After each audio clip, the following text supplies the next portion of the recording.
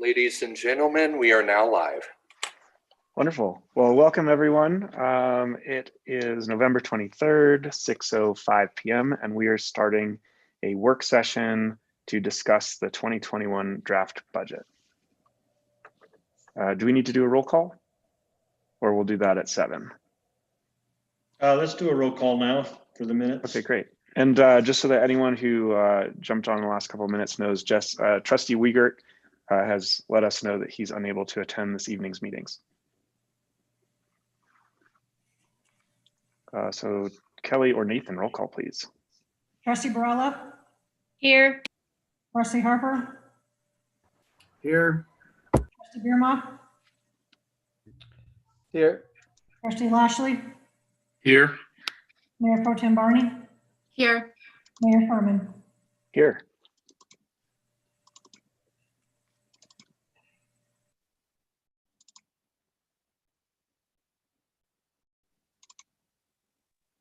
Administrator Ryder, the mic is yours.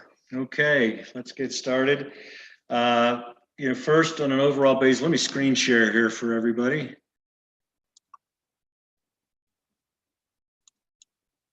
The budget, can everybody see? Let me know when that pops up. Everybody got it? Okay, so what we've included now that the budget's started to stabilize a bit is a new tab that we had last year that really just summarizes where we are across each fund in kind of a top level presentation. The highlights are, as of right now, the budget in detail that we'll present tonight, highlighting the changes since the last time you guys looked at it on actually November 4th. We're down to, I say down to, we were at one point at a $9,900,000 deficit and have worked that down to 27.1. I'd point out that we're now projecting for 2020 an approximate $60,000 surplus. So I'm kind of looking at the years now, year over year, 2020 to 2021 COVID navigation period, if you will.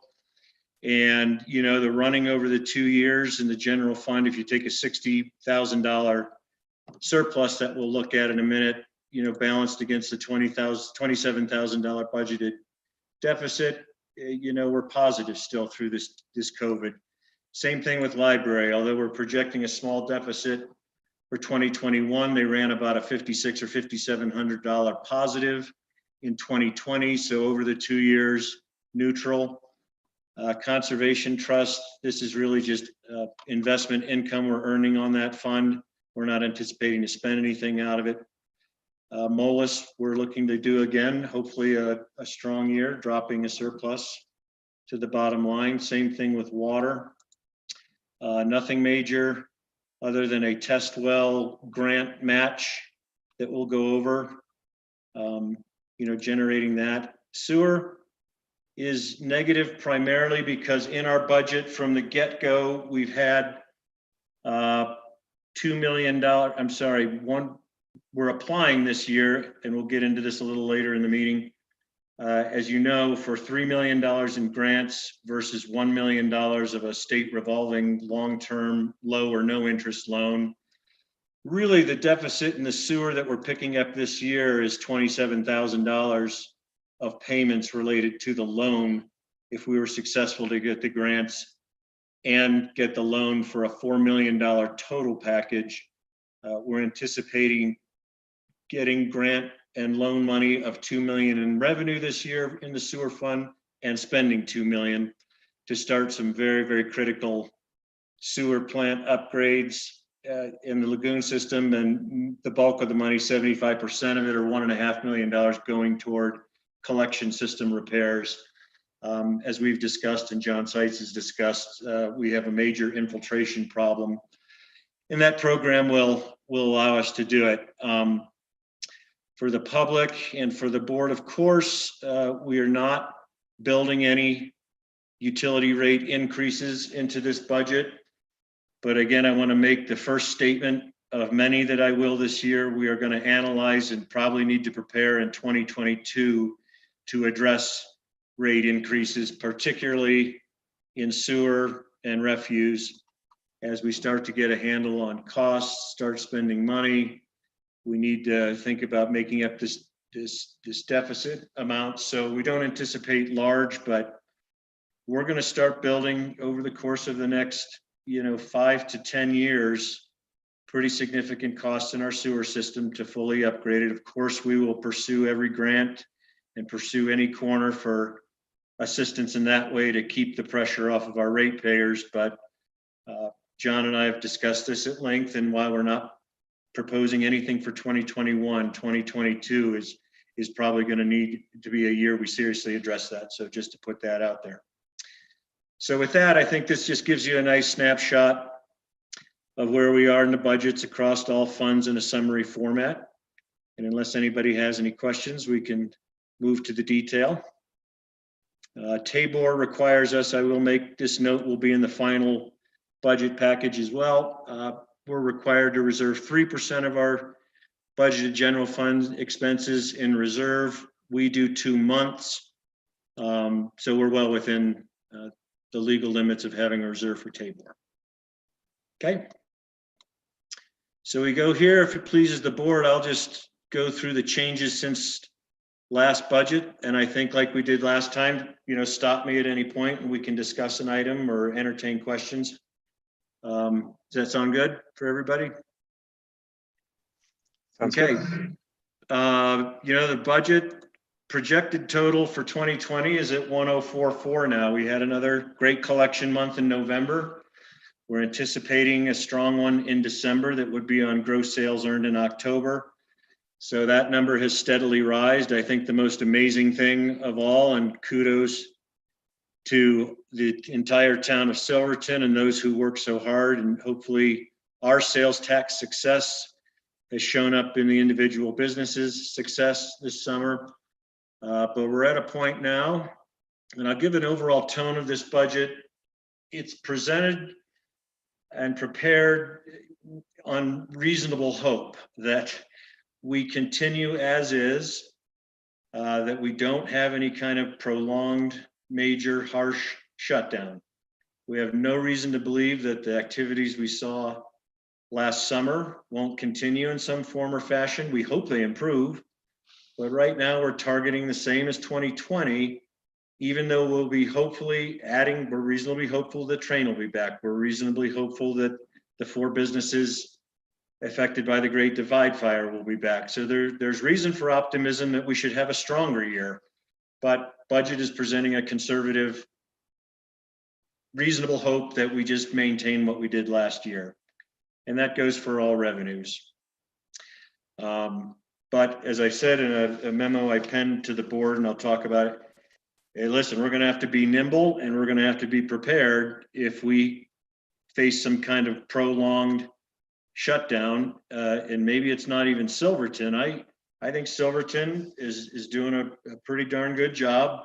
The mayor and Jim Donovan will be presenting, Jim will be presenting some updated facts and figures related to local cases and so forth. And town and county are presenting a letter to really encourage our citizens, stay tough, stay diligent. And Silverton can continue with, a relatively good experience and record on dealing with the mitigation of COVID, but we've got to really buckle down here. So, but at any rate, if the economy, there's some big unknowns out there. If the economy goes into big recession, if we have prolonged shutdowns in the feeder communities, the Texas feeder states, the Texases, the New Mexicos, the Utahs, that could have serious impact to our economy, just like last year. Thank goodness it didn't happen, but we've got to be prepared again this year. And we'll get into some of the cuts we'll go to first. But in this budget, we're cautiously optimistic, reasonable hope that we can continue as we have. If COVID could settle down and a couple other positive things happen, we've got every reason to expect we can exceed these budgeted figures. So anyway, we've adjusted sales tax up to reflect, basically last year.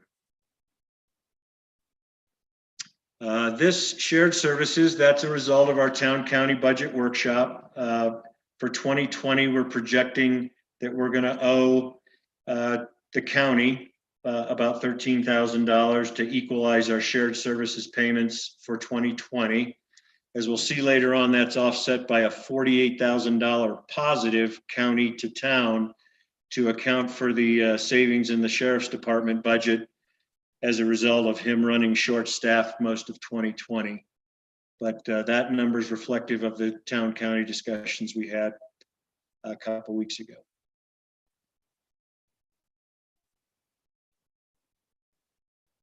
The discretionary fund, kind of in the spirit of tightening belts, this was primarily used as an offset to discounted fees. And again, subject to discussion, but we've eliminated it because we'd really like what we're going to do at the December 14th meeting or shortly thereafter, the first January meeting, is present the board with an entire schedule of every fee we charge. We'll have some discussion on if we changed them, if we went up, if we went down. But we'd really like as a goal this year to charge the fees and have the expectation that those fees will be paid by people using our facilities and services. There will be some exceptions. I understand that, and they can be built into the budget. There are certain long-term events and so forth that have and will probably continue to get discounted fees. And we take those out of the event fee budget, but we'd like to see if we could, come to fees that we think are reasonable and fair and stick with them. So does anybody, and I'm open to discussion on that one, but in this presentation, we've taken it down to 0. Just a question. Yes, sir. Do you think if there are going to be discounted and waived fees, does it not allow us to have tighter controls to still put a number in that line item that we don't go over? Because it sounds like that's the idea, is that it's probably going to be even less than the 7,500, and we don't want to have that line item in there so that we encourage us to hit that cap. Instead, it'll be very tight in terms of who gets what in terms of discounts and waivers. But should we still have a cap in there just in case? Yeah, I could. I think we started at 10,000 last year. We reduced it to 7,500 in this year's budget. Then I went to 5. Then I thought, does it make any sense to even have? I'm happy to put an earmark in there and just to give a cap. That was the original reason for it, Mayor, was to kind of give some sense of, okay, we have a little wiggle room, but we do have a hard cap. And I'm certainly agreeable to that. I'd like to put maybe $5,000 back in. It's not going to move the needle that much. I also think it might just be helpful for staff to be able to draw a line in the sand and not have to look at each one as a complete discretionary decision. Okay. And I think in the Parks and Rec committee meeting and in this bigger trustee meeting, we've discussed the idea of having that on a 6-month.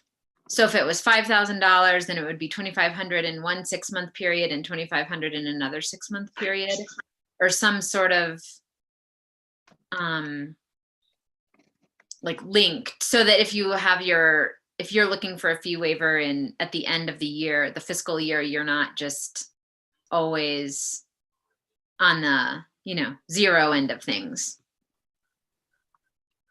Yeah, I financially, I think that's fine. And I think it does, give us a little something to rely on for disciplining ourselves. So we'll do that. So what are we considering the fee waivers? What are we putting into this category? Is it going to be what we give the school children over at Kendall? Is it what we give? I mean, where are our parameters and what are we looking at? Because that defines a lot of what we do with these discretionary fund, or we used to call it the good deeds fund or something like that. The name has changed because a lot of it had to do with more community based, what was happening in the town of Silverton, rather than people trying to come in from the outside. What were our events? Who was it being earmarked for? And then at the very end, we had a little bit left over if somebody asked for a fee waiver or a reduced fee. So do we have that list of who it's going to be earmarked for or not earmarked for? No, we don't. Special events are kind of, I would say we have, certainly we have kind of the Mount Rushmore events, if you will, that happen every year. The one that comes to mind immediately is the Hard Rock mining event they ask for, and we almost always, well, since I've been here, obviously just two of them have granted them a fee waiver. A lot of them are just ad hoc. They come up, and I'd asked if Lisa Branner, I told her she didn't have to be a part of this meeting, but she's lingering. And if she's got some other ones that we almost, there's just those 3 or 4 events each year that we almost always waive a fee. So are we opting those out then and saying that they're not part of this? Well, they're really not put in the special, they're not really not put in the special event revenue category to begin with, so. Okay. And to be honest, in the special event revenue, as we get down, I think we put in this budget 3,000 as total conservation, because this year virtually every event was canceled. And so we don't know right now and are being conservative in our projection on event revenue anyway.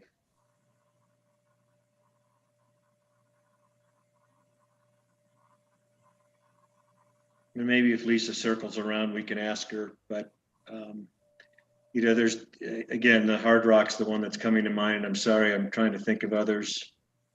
Maybe you guys, Molly, you might know. There's the ones that are local and have been going on forever that, as a matter of course, we've given them a fee waiver. Well, the ones for the school children using Kendall, that waiver is a large waiver. That is a large waiver that is not in Kendall Mountain ski ticket revenues. It's almost 12,000 or $9,700. Mm-hmm. 75 kids at a rack kid ski pass rate is $9,700, but that's kind of an off balance sheet. We have it identified over here in our partnering. Actually, it is $12,000. So ski school, actually, that includes, running the lift on Wednesdays plus the free tickets. So we have it earmarked, but the 12,000, we've identified it is not a revenue and an expense in the budget per se. Okay. So we're just considering these. Okay. So I like this because this actually puts a little bit more into perspective. And So I guess like the Christian motorcycle rally comes through and, they're doing it for a good cause. And that's one I think we've traditionally, the boards have waived discount. Yes. That's another one I can think of. Yeah, and typically Hundreds in the Hills, they don't ask for all fees to be waived. They just ask to be discounted because they bring in such a large group. Yeah, so I was asking which ones were which. So I think the Whiteout asks for, and some of them I think are some years they ask and some years they don't. So this gave the board just kind of a pool. And some of them are new. Some of them come in and make a good case. I think we might have waived or discounted when they were doing trying to do the motorcycle rally 2 falls ago, that Jan Sweet was running, and it was for veterans. And I believe the board elected to discount fees on that particular event just because of the cause.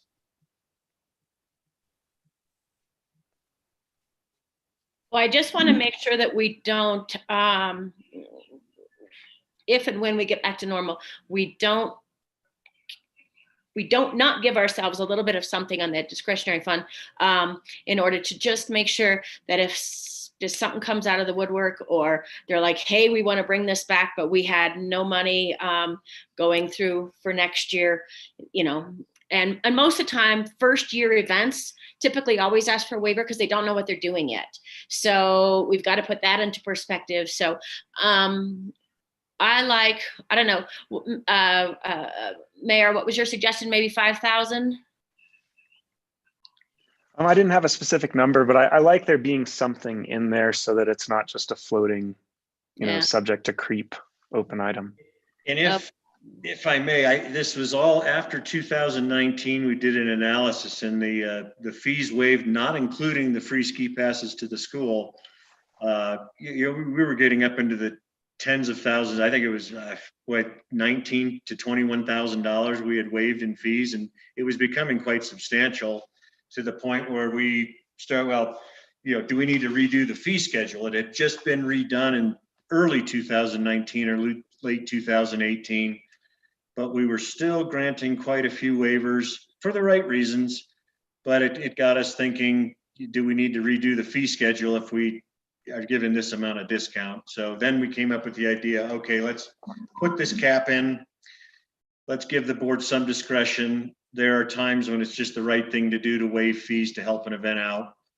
And that's where we came up with the initial 10,000 idea. So some 5, it's something. If we want to even go 7,500 financially, I'm comfortable with that. But I think it just does set the tone, and I agree with the mayor. Keep something in there now that I think about it more and hear your guys' input. Keep it in there so we have something to discipline ourselves to. I guess one other quick question. Sorry, go ahead. I was just going to say, and let the events know that, we do have few waivers available, but there's only so many of them. I guess one other quick question would be, do you want to put a number in there that's the town staff's discretionary budget for waivers that doesn't rise to the, vote by trustees level? And then we only consider things above that, or is it helpful for you to have us kind of discuss each one as they come in? I think it's helpful to have the board discuss each one. We have had cases where, they're in a rush and we say, sorry, if you want a discount, you have to go to the board. And they say, all right, then we just won't ask for the discount. And is this in any way conflicting with our current policy where, for example, local nonprofits get 2 free days plus discounted use as long as it's off season? No, and those are the discounts that are built in that staff can offer. And then what about if a group's willing to make a multi-year commitment with a deposit that holds over from year to year, is that also in this, or is that kind of a separate? Yeah, I would put that in a separate discussion. category. Okay. Yeah, that's one thing I've been begging for, is to get these things under contract. And obviously years like this, let it go. But I really think that we can build a base, because we used to have a position in town that was paid to actually bring in the event and run the event. And now we have more of a partnership that we need to do. So we always need to remember that the people wanting, maybe it's a small waiver here and there, but it's because they're trying to build something in our town. And we really need to, if we keep wanting to diversify everything, that's something that we really need to keep our finger on the pulse of, that we make sure we don't isolate or put off people who are trying to do first-time events or rekindle something that we've already had. So thank you.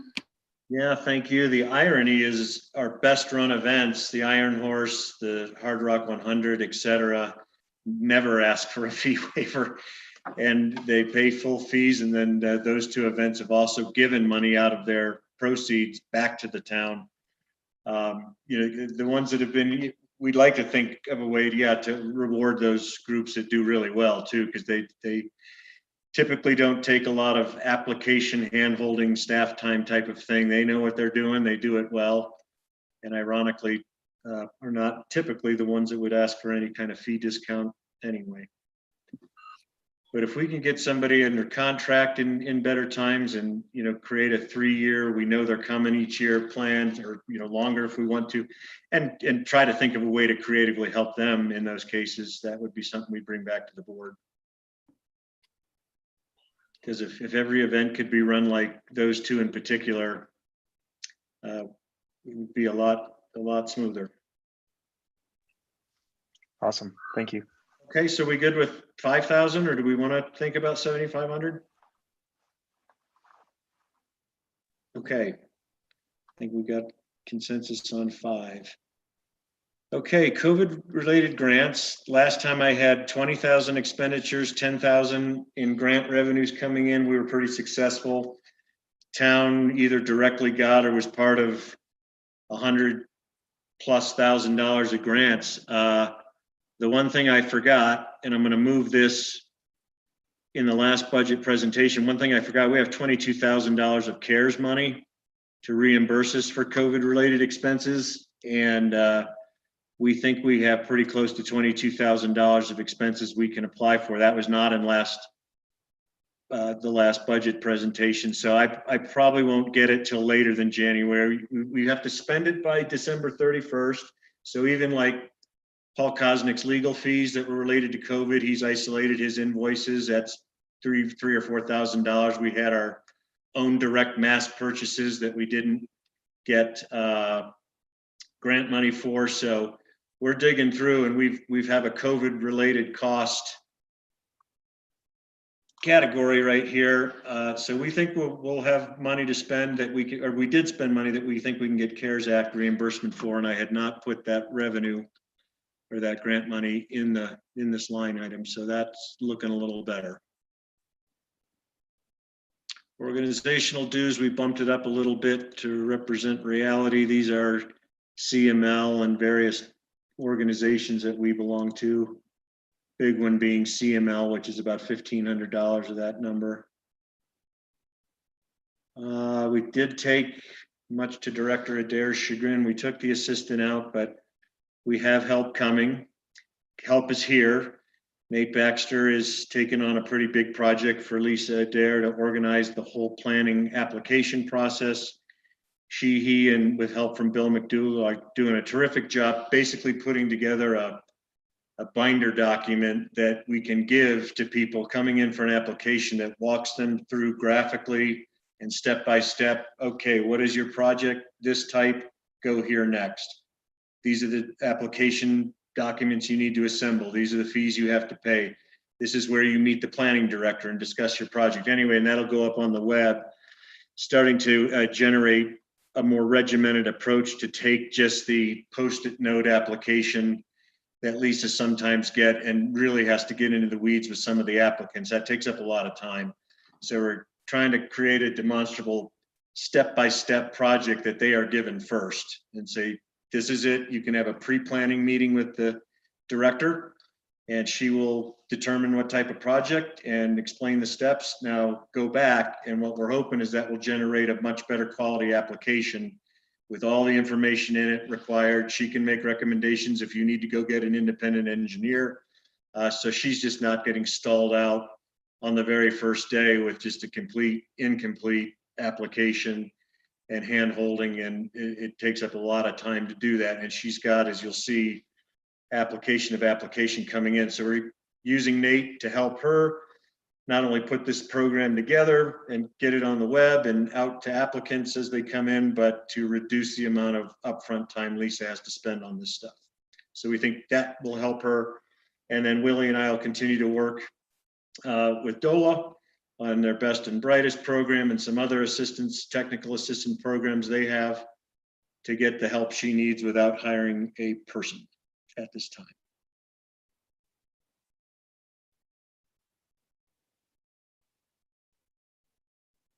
So I'm scrolling through. If it's not in green, it didn't change. This is the sheriff. We have, sometime in March or maybe earlier, we'll receive a pretty big, about $48,000 of refund from last year. So, we pay through the year, and try as he may, sheriff couldn't get the deputies he wanted long-term. He's in a slightly better position now, but this is how shared services worked, and we'll get the refund for the money that wasn't spent. And that came out of finalizing the sheriff's actuals for 2020 and was discussed at the town county meeting. Public Works, this is a fairly sizable ad, but after a lot of conversation with John Seitz, we have hired a new employee who's doing fantastic out of the chute. He's been with us for a little over a month. He's known in town. His name's Martin. doing a great job. John came to me and said he's on a 6-month probationary period like any PW employee is. Keep in mind that historically, John is run with a director, John, and 4 full-time public works personnel, and then help from the Parks Department in the summer, where currently they're splitting Chris Higgins' time in the summer. He did it last year with 3, and 2 of them, fairly inexperienced. Johnny Girota's been around for a long time. Justin Ebelhauser's now been with us for probably 3 years and is really doing a great job. And we hired Noah Sewell toward the beginning of last year as a probationary employee, and he's doing great. But it was only 3.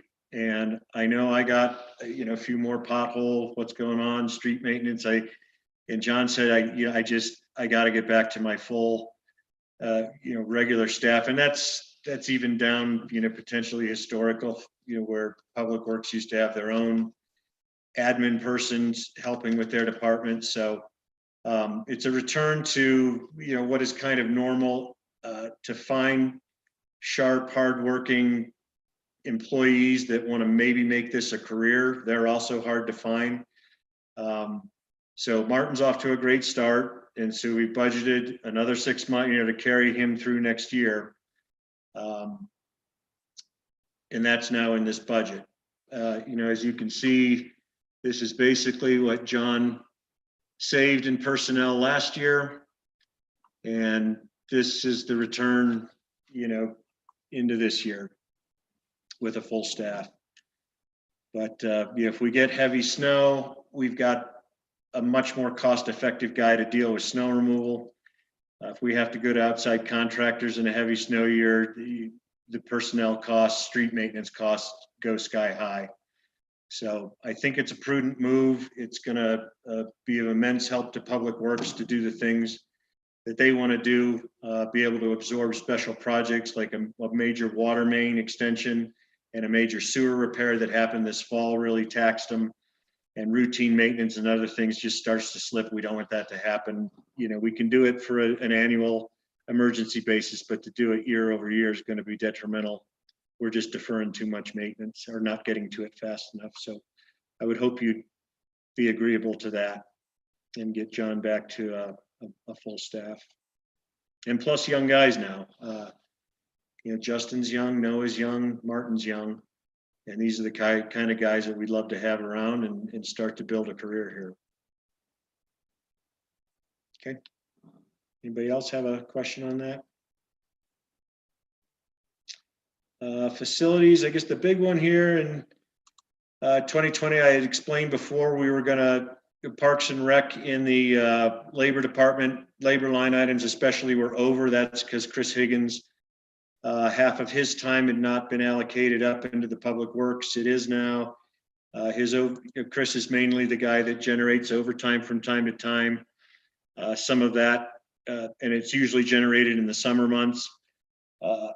That's all moved up into the Public Works personnel line items. And so I believe I told you at one point, I said Parks and Rec on the labor side is okay, and after making those allocations, they are. This 24,000 is anticipating a full staff at Kendall for the full year, or, for the full winter. We shut down in late January last year, so we're back, and he's running one more employee possibly to deal with COVID and have the coverage we need. We've got a plan together to operate Kendall safely, but it's going to require a little bit of running around and some extra, just one guy for the winter extra to get Kendall run safely. And it assumes we run, a full season in all 64 days that we anticipate being open.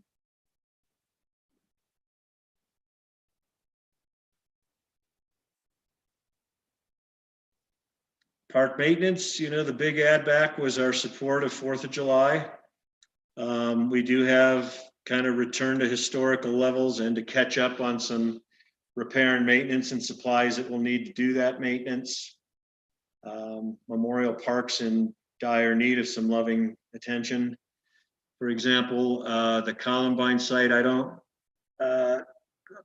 have to be the bearer of bad news. We did not get the Columbine Park grant, which was a real bummer. We're continuing to look at any alternatives. We can reapply for that grant again in March. So we'll give it another try, but that's the second time we've been turned down. Go ahead, Trustee Barilla. Do they ever give a reason why? Yeah, I've got a 40-page response. Lisa and Todd have given it a brief look. Mainly it was, GoCo changed programs from a park program called LPOR to a resilient community program, and they discontinued, at least temporarily, the LPOR grant, which was really focused on park and rec improvements.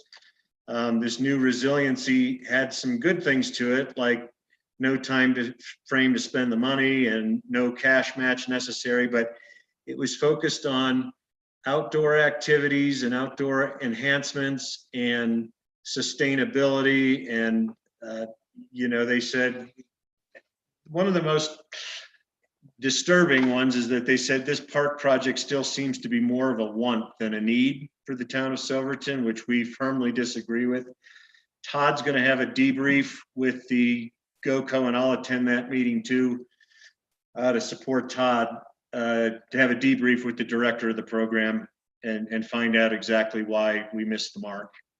But at our first glance, those are the reasons that we seem to be, that and just massive competition. But we'll have a follow-up with that. We're going to find out, what we can do to improve. Is there another program that's better?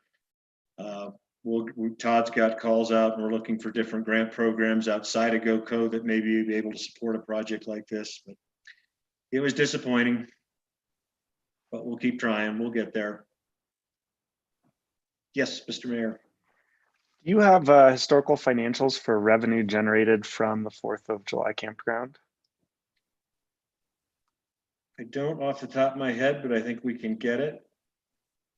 And I guess another question is it necessary to front the money if it generates more money than the payroll costs?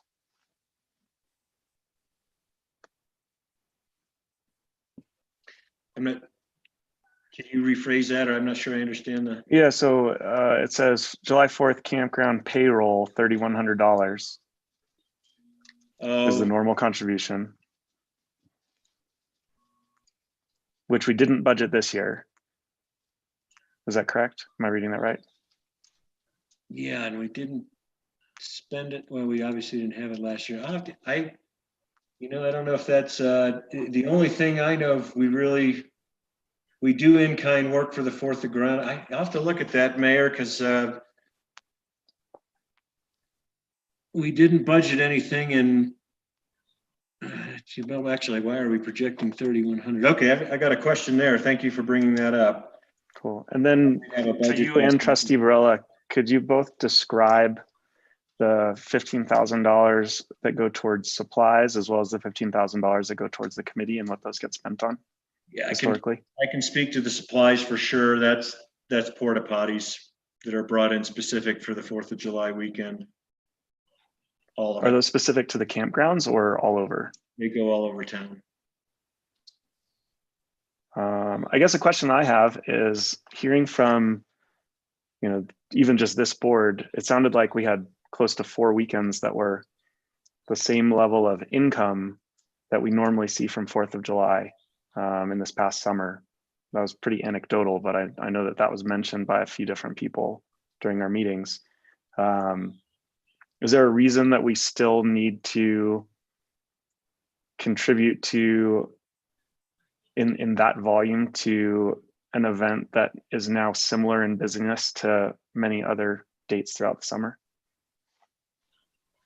I think that is a discussion to be had. And I would ask Trustee Burrell as a member of the 4th committee, at least to let more specifically where the $15,000 go. That was an agreed upon contractual contribution when the committee was formed. And it's, to my knowledge, used for obviously operating costs that the committee needs to run the event. But if there's anything Trustee Burrell as a committee member could add. The amount of money that was proposed in the contract was less than, oh goodness, it was less than 50% of what the town of Silverton paid to have a contract done with someone called Out of the Ashes, and Out of the Ashes only ran the campgrounds for the sum total of approximately $34,000. And all they did was run the campground. That's it. So when we were coming up with this and the numbers, we are 100% volunteer based, and all of us donate our time. We ran the campground with no compensation, and what is put in helps pay for the fireworks and basically any operating costs that are associated with the signs that we create every year to maintain everybody off of the hill, to make sure that the, what do we call it? The carnival at the park goes off. We use local school kids as our volunteers for that one to help run the carnival aspect of it. And we hire a company that comes in that does the bouncy house, and they bring in workers, as we are not qualified, nor do we carry enough of an insurance policy to also run the bouncy houses. So we made sure we had a very professional company that came in and did that. Trying to think of what else. It's a lot. Fireworks on average cost about $25,000 to $30,000, and it's $30,000 it would have been this year, due to the electronic boxes that we were raising money for to make sure that the fire department were protected, because we had the incident with a boarder blowing off inside the tube. And so they were creating these electronic boxes that would help detonate each one of the charges. So on the larger ones, so we wouldn't have those going forward. And let's see, trying to think what else was in that. We wrote an entire proposal. I know it's on the books. It is the town of Silverton was the one who was initially putting everything on. So the town of Silverton contracted originally with the fire department. And then after some bad blood for a lot of years, this committee was formed by the mayor at that time and the events coordinator, asking what the local community wanted to do and how they wanted to see it going forward. And we eliminated the problem on the hill, and we took all of the advice of the entire community. And there was probably 160, 170 people at those first initial meetings.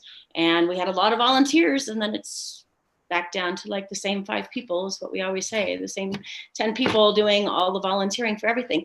So we had a lot of great volunteers and a lot of great ideas that helped out initially bring everything to fruition.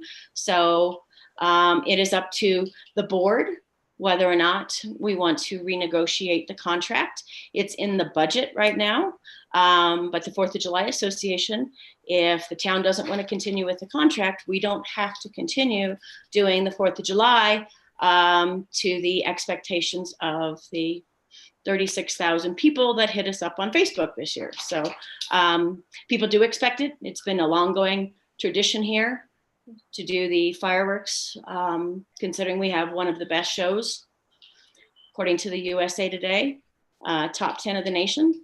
So for what they called a hometown 4th of July. So I think that this should be held to a future discussion, and we can put the contract in front of the board and let the board make the decision. Obviously, I will be a part of the discussion and recuse myself from voting.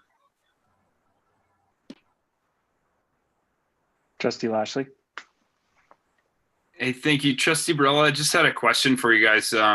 Just with all the COVID stuff going on, you had said that I think you said in December maybe that you guys were going to try and make some really firm calls as to how to proceed for 2021 here.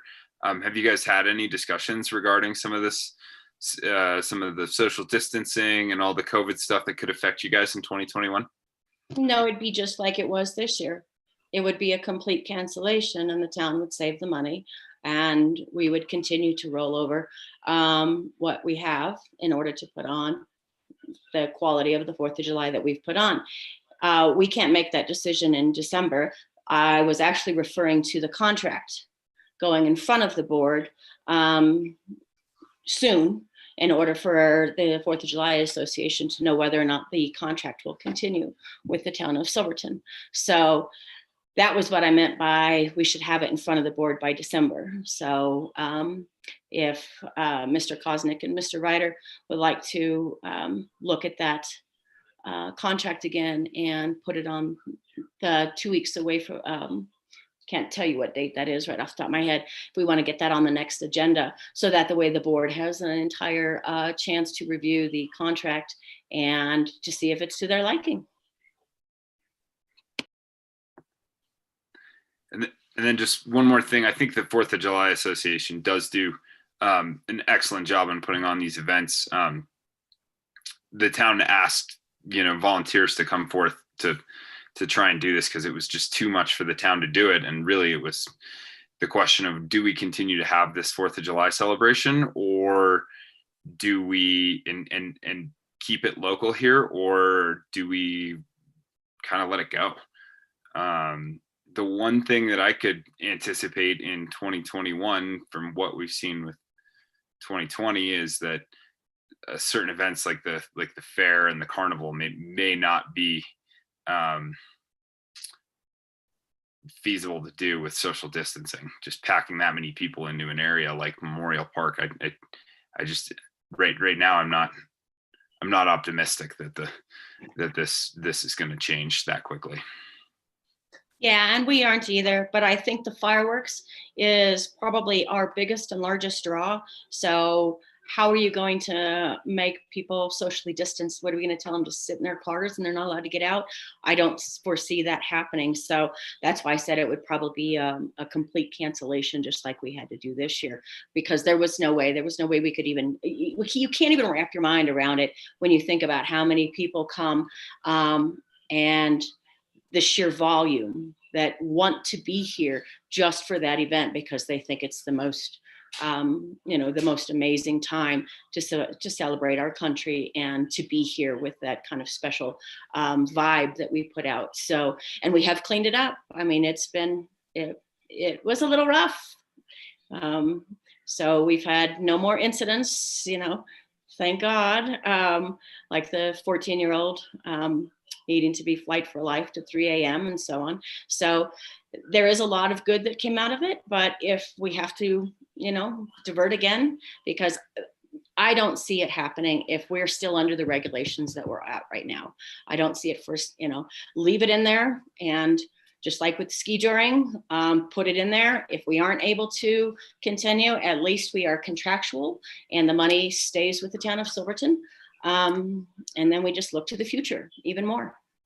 And that is this, the first one we'll consider next year is ski touring, the first major fireworks of the winter, basically. And I know their board is struggling with how to be able, under current guidelines, God forbid we go, level red or higher.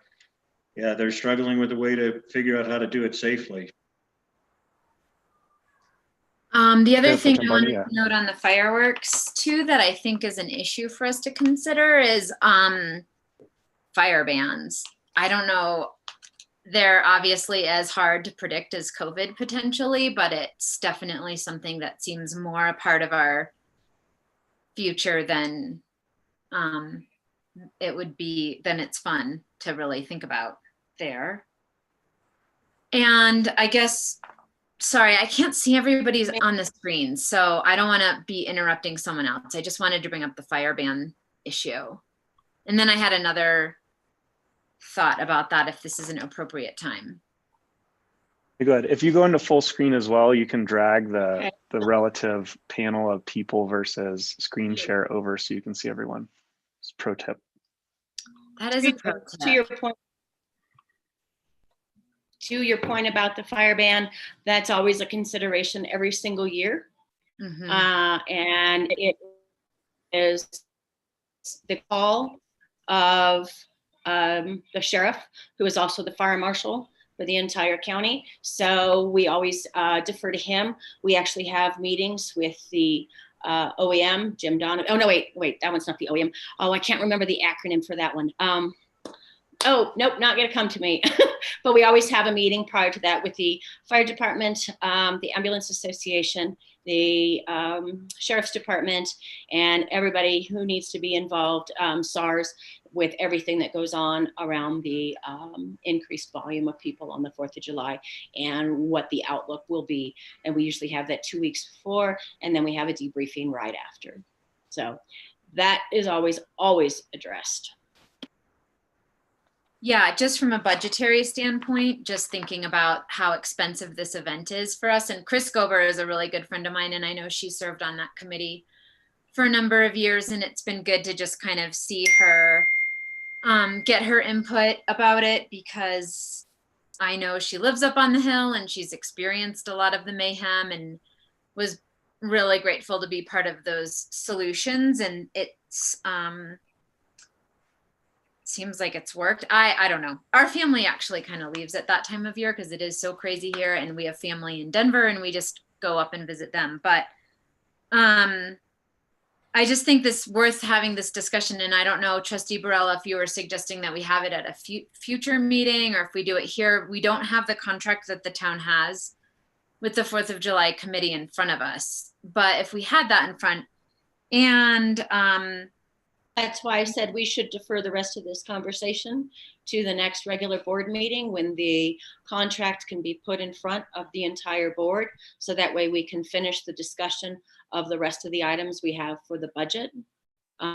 Because these items, you can always make a supplementary budget and remove them if we decide not to go, or the rest of the board decides not to go further with the contract with the 4th of July Association. And then we just wipe the slate clean, and you can actually amend a budget very easily after it's been turned in. I'd feel comfortable doing the inverse with, to be consistent with everything else we don't have contracts for to review. I'd say take it out and then we'll review it when we have the contract in front of us, because that's what we've done every other time. But we've had a 2-year contract. It just didn't get fulfilled as of September, not knowing what was going to be happening with the COVID. So it's up to the board as a collective. Well, I would just suggest procedurally, if we take it out and then we get a contract in front of us December 14th, and we have to approve a budget, and we have, some more discussion on the contract, we can always spend less. We just can't spend more in an approved budget. So that may, require more administrative amendment to budget and so forth. Because on December 14th, we're basically appropriating these funds, and that locks them in. Now we have total discretion to spend less. But if we wanted to add something back in of this magnitude, there'd probably be an amendment to the budget to do that. So just something to think about procedurally. I'm going to go ahead and be direct. It hasn't been serving me well in terms of popularity, but it served me well elsewhere. I think we should be looking at this year as an aggressive investment year, taking this time that we have to look at opportunities that we can pursue that we wouldn't otherwise be able to. Who knows where we'll be in July, but it's probably unlikely that we will have sufficient confirmation of go, no go by like March or April to really plan well for a July. So I would say let's be super proactive. Let's go ahead and cancel things way in advance, and let's take any excess money we have from those cancellations and dump it into investments that are long-term and certain that we can do no matter what the COVID environment is. And I'm speaking, partly about Baker's Park, but I think there's other things too. There's deferred maintenance this money could go to. There's supplemental planning department expenses that we could put this into. I just think there's a lot of things we could do around a $30,000 budget item that seems, very up in the air in terms of whether or not the town can safely support an event or not. Okay, so that's kind of where I was headed to. Sorry. Trustee I'm going to Lashley. jump right back. Last thing said, like, I think the 4th of July committee, all the things that Molly said that they've done, that Trustee Brillo said, sound fantastic. I love the fireworks. I think it's awesome. This is not something where I'm saying we shouldn't support the 4th of July or have a big event, but I think in this particular set of circumstances, we might be better served as a community to follow the path of certainty and investment.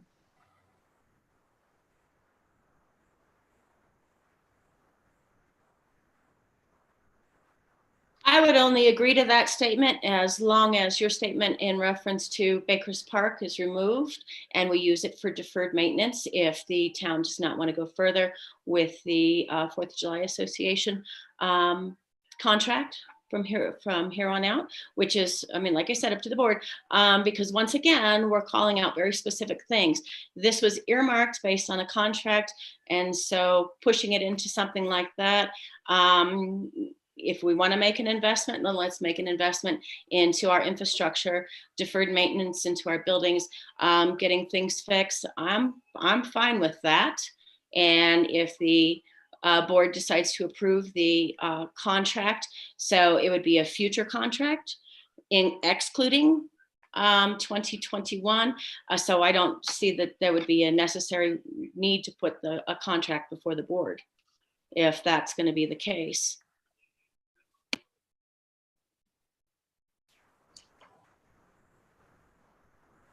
Trustee Lashley, I saw your hand up before. Yeah, I agree with both of you there. I think that, you know, deferred maintenance is one thing. Mayor Furman, you referenced also putting things towards the planning department. I got to say, I'm really disappointed to see that we weren't able to squeeze out some extra funding for Lisa, because I just think that her situation right now in the planning department is really unsustainable to be running on her own. So if we're able to save money and able to hire Lisa some help to either get some of the municipal codes and things straightened out, or help doing site visits and things like that, I think that's, if we're moving towards development and certainty, I think that 2021 is looking to be a pretty significant building season. So I think that investing that in deferred maintenance and the planning department is a really good use of that funding for 2021. Also just curious if we're going to have this discussion now, does that mean that we're also having this discussion for ski joring, which is going to be the much closer big weekend event?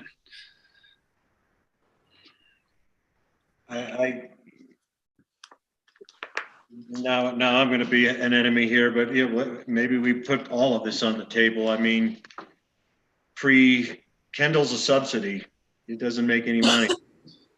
Part and parcel because we give out 75 ski passes for free to kids. And I mean, it's clear we're making a human investment, but there's no financial return. Part of our savings last year was not running Kendall. So just, again, I'm making no comment or opinion one way or the other, but there are certain things we subsidize and have historically subsidized, to run certain things like the 4th of July. It's a trademark event. Silverton's proud of it. Kendall Mountain, keeping it open. It's important for kids and outdoor rec. It's also, kind of a historical signature facility in town, but it also costs a lot of money to subsidize.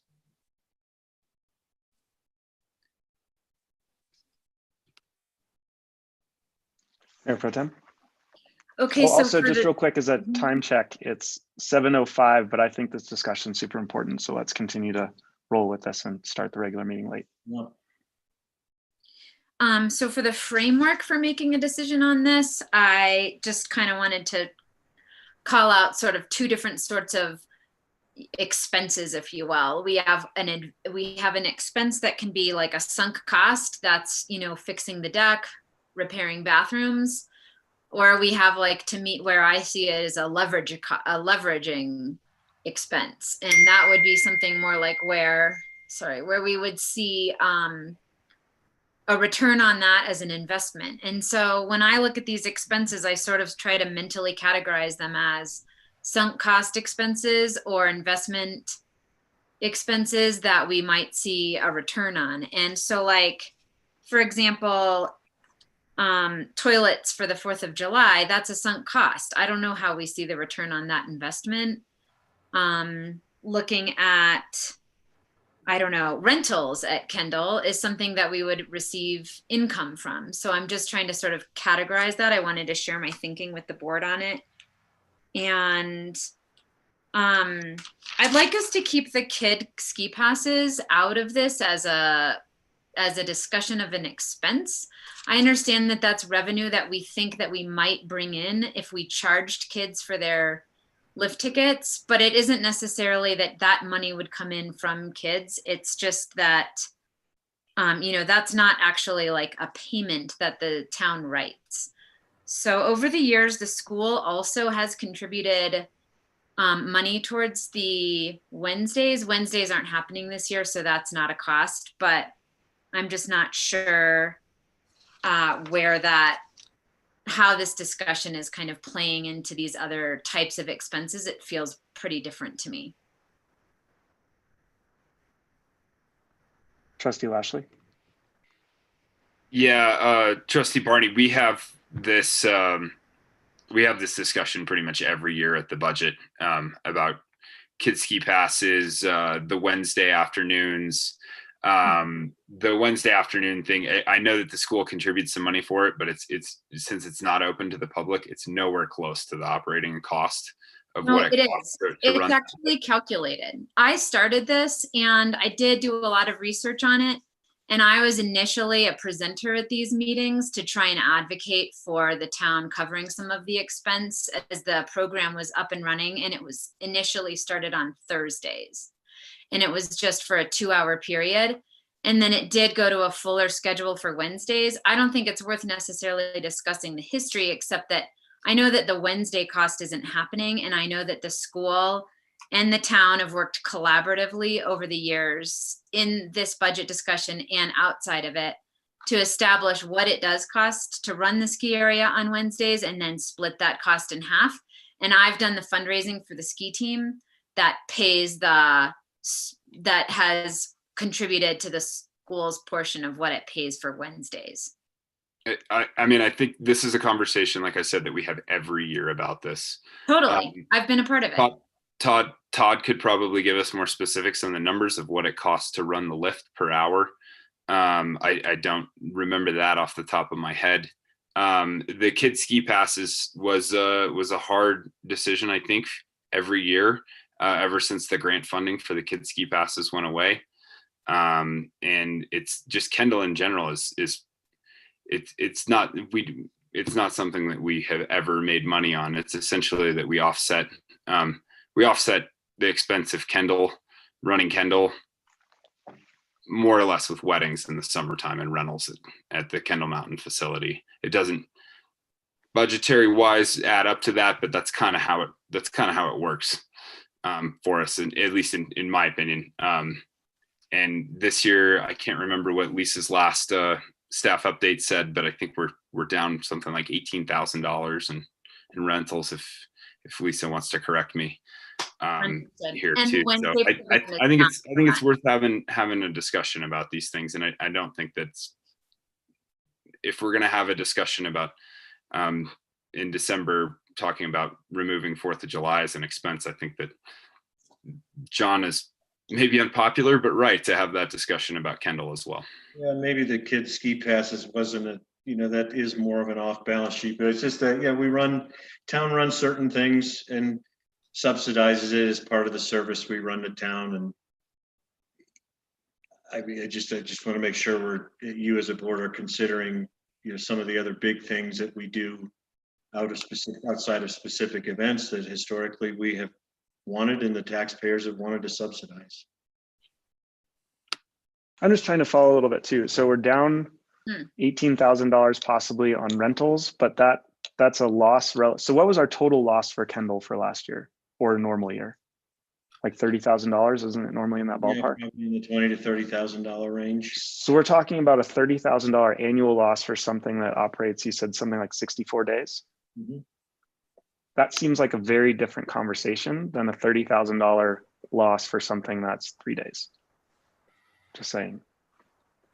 And one is a community amenity and the other one is an event. Trustee Harper? Yes, sir. Thank you.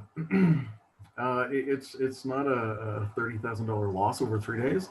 You're investing in your community. You're reinvesting. You're bringing people here to generate tax revenue. That's not wasting money. That's not throwing money away. You are investing in a product that brings individuals, families to this community to spend their money, to stay in the hotels. This is lodging. This is the purchase of merchandise in all sorts of shops. I agree, and I took some notes. I agree with what was said earlier that, you know, are we going to be able to have the carnival this year? Probably not, due to COVID. However, in years past, what we did is, again, reinvest in our community, generating more tax income to this town than the actual $30,000 expenditure. I mean, the numbers speak for themselves. I've been hearing this since before I moved here, but it sounds like Silverton in the past was a very like peaks and valleys town. And my perception is that there's a certain threshold of volume that we benefit from. And the 4th of July in the past has drastically exceeded that. It gets to a point where we are not benefiting from, you know, visitors number, you know, 15,000 through 30,000 because we don't have capacity.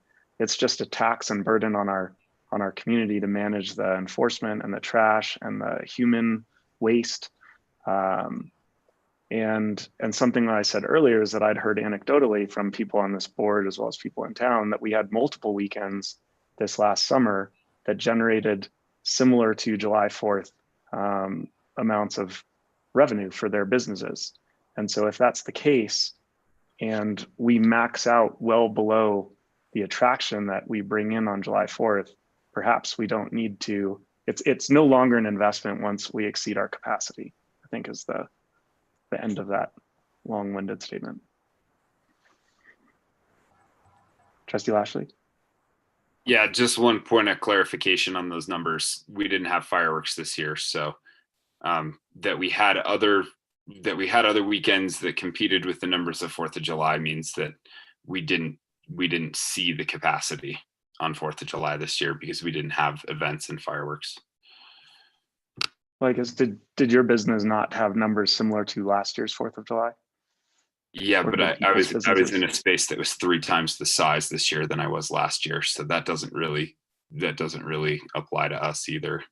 Yeah, Labor Day was busier than 4th of July this year, but if we had fireworks, there's no way that would have been the case. So I'd like to speak to that, having been in my location and owning my building for the last 20 years. This year's revenues on the 4th of July were dismal, not even close. I was at an $8,000 loss just for the 4th, just the day of the 4th. And my numbers over Labor Day were good, but they were nothing like my normal years. So am I blessed? Were all of us blessed this year that we got the traffic that we did, mostly with people bringing in campers and OHVs and so on. So what is our trade-off? I've heard this board at other meetings discussing whether or not they want the increase of the OHV traffic, but yet we're talking about decreasing other things. So we have to be very careful and walk a very fine line. What we agree and disagree brings the community value. Do I think that Kendall Mountain is a massive asset to this town? Of course it is. I skied there as a first grader when we didn't even have a rope tow that worked. We had to pull ourselves up it, and then we would traverse down and pack it because we didn't have a groomer. So have I seen the ebbs and flows of this entire community over the last 45 years? Yes, I have. Do I see the value in having that? Of course. Do I see the value in giving those passes to the children? Yes. But historically, the passes were discounted at Purgatory when I was a kid because we did not have a good enough operating ski area here. Now that we do, of course you want to keep it local. Of course we've got to give that to the kids. Does it cost the town a ton of money? Yeah. What is the return on investment of that? There isn't one, but it's our community. Why do we care? These are our children. So as Trustee Harper was saying, when you're starting to build these things, and you're trying to create that as a tax-based revenue going forward, then you've got to look at what are your potential investments. Why do we look at ski touring so well? Why do we love the Hard Rock 100?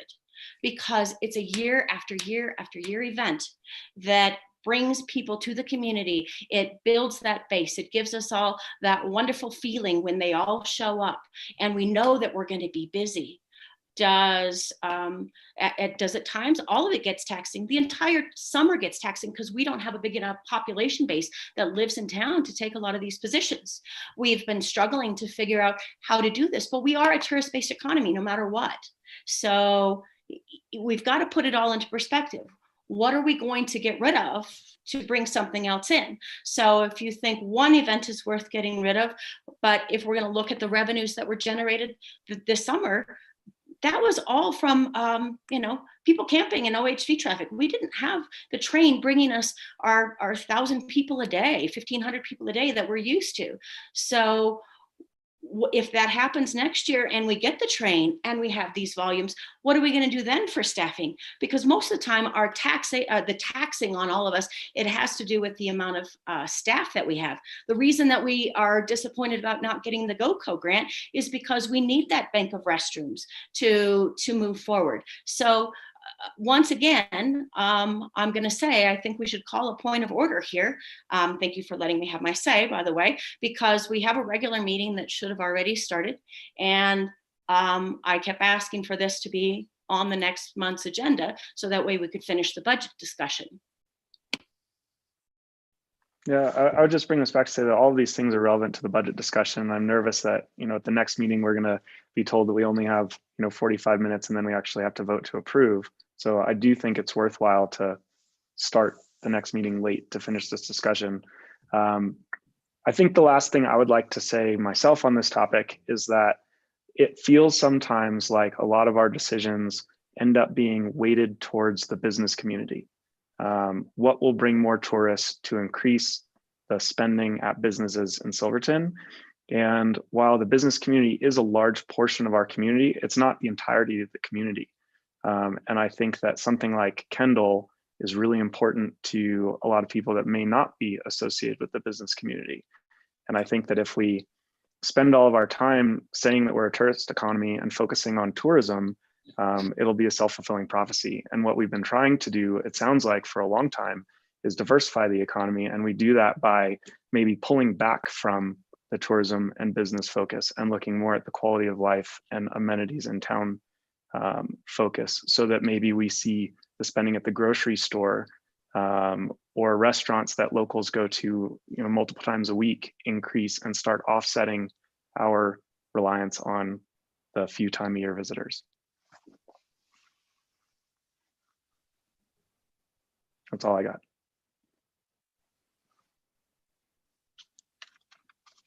Administrator Ryder, want to rein us in? No, I wish there's probably any number of topics we could spend hours like this. These are excellent discussions. And I thank everybody for the input. These are tough ones, no doubt about it.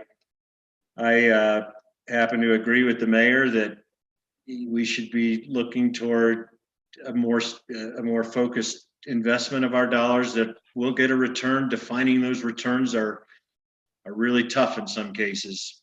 In some times you do things just because that's what towns do and that's what the people want. So I don't know where we landed on specifically the line item of the 4th of July. I mean, I recommend that we put 5,000 in the way we put for ski touring. And if we're gonna offer a $7,000 expensive ski passes to kids, that's $2,000 off there. Seems fair.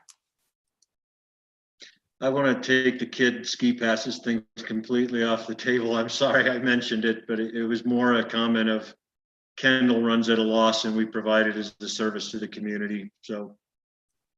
And I would say too that we may not be able to exactly measure the revenue that we're getting just from families who choose to live here, because that's an important amenity to them. And so I think if we're going to go down this road, there are lots of roads we can go down, and I'm not sure how these conversations are. I've lost track of how the thread, but I like the way Shane stated the idea that we're shooting for a year-round sustainable economy that includes diversification, and I would like to show my support for the decisions that eventually bring that about as well.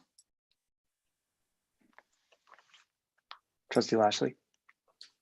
Yeah, I'm probably going to say something. So hopefully Jim and Molly, you guys as members of the 4th of July Association don't have to. If we line item $5,000 for the 4th of July, it's not happening. That would be correct, considering the contract that we put forth that we were discussing for ski touring. They were asking for $5,000, so that was a contractual item.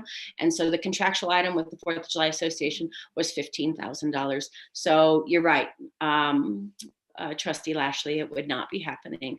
So it doesn't, what does that mean that it won't happen? Like fireworks won't happen, or toilets won't happen, or camping won't happen? What won't happen? None of it.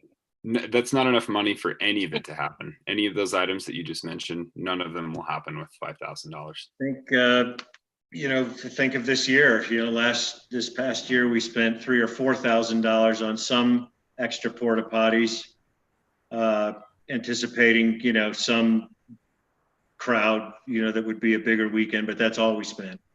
And there was none of the other trappings of 4th of July. Part COVID couldn't do it, but on a cost basis, that's what we spent to try to handle what wound up being a bigger So crowd. for how long has the town been contributing $30,000 to the 4th of July event? 1 year, well, 2019. Wait, then how has it been happening for so many years without contribution from the town? As Molly said, the town used to hire an outside person to run the campground and handle things at $34,000. I don't know. We've spent, okay. Well, Molly, I don't know if that $34,000 counted on any of the extra porta pots that we used to do it. I think it would be 34,000 plus, 15,000 plus town staff running the event, setting up the campground or monitoring the campground, managing it. Sorry, I'm looking for the word, putting the carnival together. That was all on town staff. And I wasn't here, so I can't speak to it specifically, but almost unanimously, it was running town over. And that's why we had some of the potentially, some of the problems with misbehaving and bad things happening and it getting too rowdy and all that. And Molly, Jim, you were involved obviously in the transition to a committee format. Tell me if I'm wrong. These are the things I've heard as to why we transitioned out of town and onto a committee volunteer basis to do it. So those are just a few to answer Mayor Pro Tem's questions. The school at one time took it over and was running the camping. And then that got to be too much and overwhelming for the school and for the parents volunteering and the students. And then it went to a private company. And then we were asked to control it as the 4th of July Association for the town of Silverton. This was not something that initially was on the formation when Mayor Tukey had brought the community together to see what was happening. And it was the 4th of July Association that created the family-friendly carnival in order to change the dynamic of the Wild West kind of party attitude.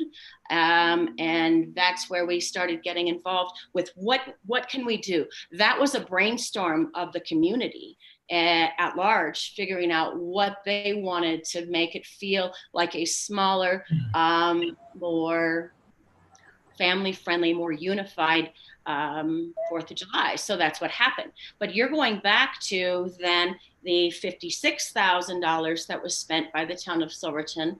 I do believe that was the overall cost. 40,000 initially being the contracted 4th of July fireworks company that came in out of Minnesota, that we had lights fleeing town the moment the first set of fireworks started going off. So the 4th of July, historically here, I'm going back, at 45 years of my life that I have spent here, was this tremendous feeling of, and people coming out proud to watch a firework display and have a parade. Okay. And then slowly that dynamic started to change because of social media, because of the internet, and the town became known for having the best fireworks display on the Western Slope. And then pretty soon we're in the top 10 in the United States of America, as called out by the USA Today. So this wasn't something that the individuals that started all of this and, the powers that be wanted. This is what happens. This is what happened this summer. It's the same sort of thing. We can't control what other people see and they hear about. And so they start coming to town to enjoy it. So by reining it in, we reduced the amount of people that came. We reduced the amount of people that could camp. We reduced, this is in the town proper. What happens in the county is a different situation. We don't control what happens outside the realm of the town of Silverton.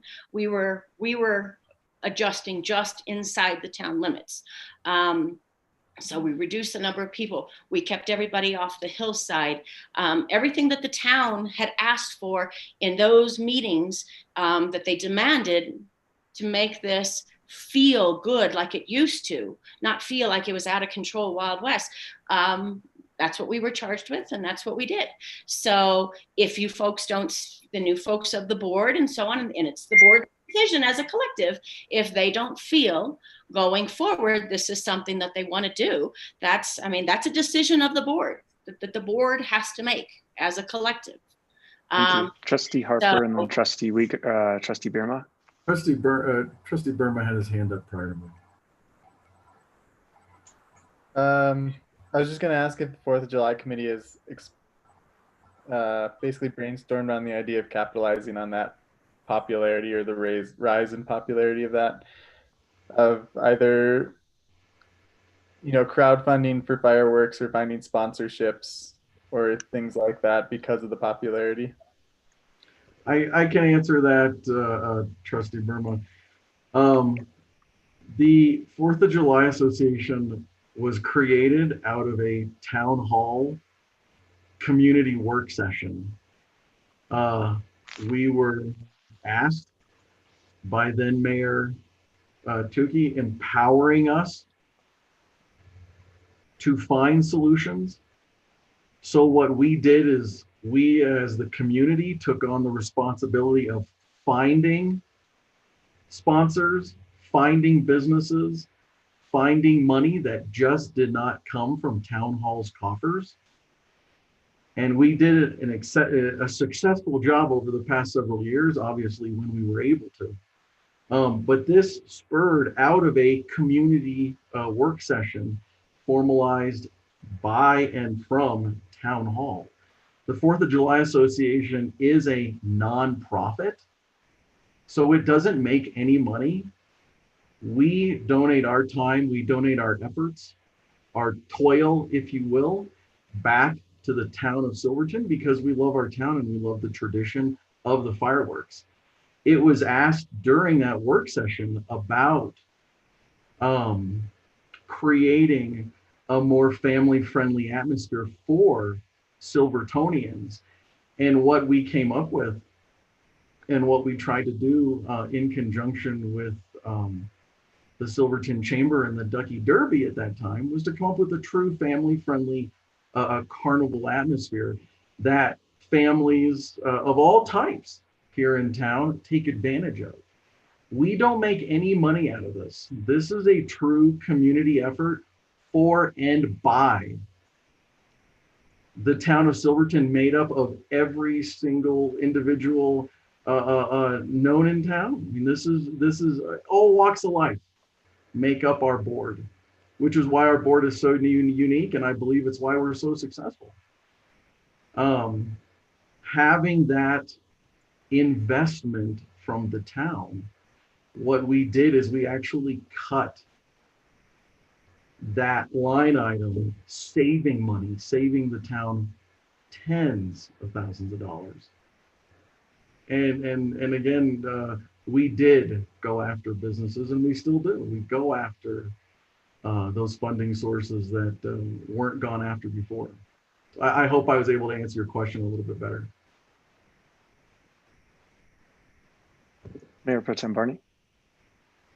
I just want to be clear. I don't want to question the effectiveness of the committee. I know you guys have worked really hard. I know it's lots of volunteer time, and it does sound like the committee has actually saved the town a lot of money. And I think don't let my suggestion of $5,000 undercut the idea that I know that you've put in a lot of time and that it's actually really worked and been super effective. I guess I'm just saying this does look like another unusual year, and look at what a committee can do when they have some money to work with. And we have so many problems to solve in Silverton, and money can just be put towards lots of things. So I guess I'm just trying to see, like, when we analyze how we apply our funding, what type of, if it's because we just think we like the feeling of the 4th of July, let's just say we like the feeling of the 4th of July. We want to watch fireworks. We think it's a great show. Well, for instance, Pro Tem Barney, the 4th of July fireworks display is roughly 21 to 24 minutes. And the way you need to factor that is between $1,000 and $1,200 per minute for fireworks. The first year that we did this, there were 2 business owners that put up $20,000 to save the 4th of July fireworks because the town just couldn't take it on anymore.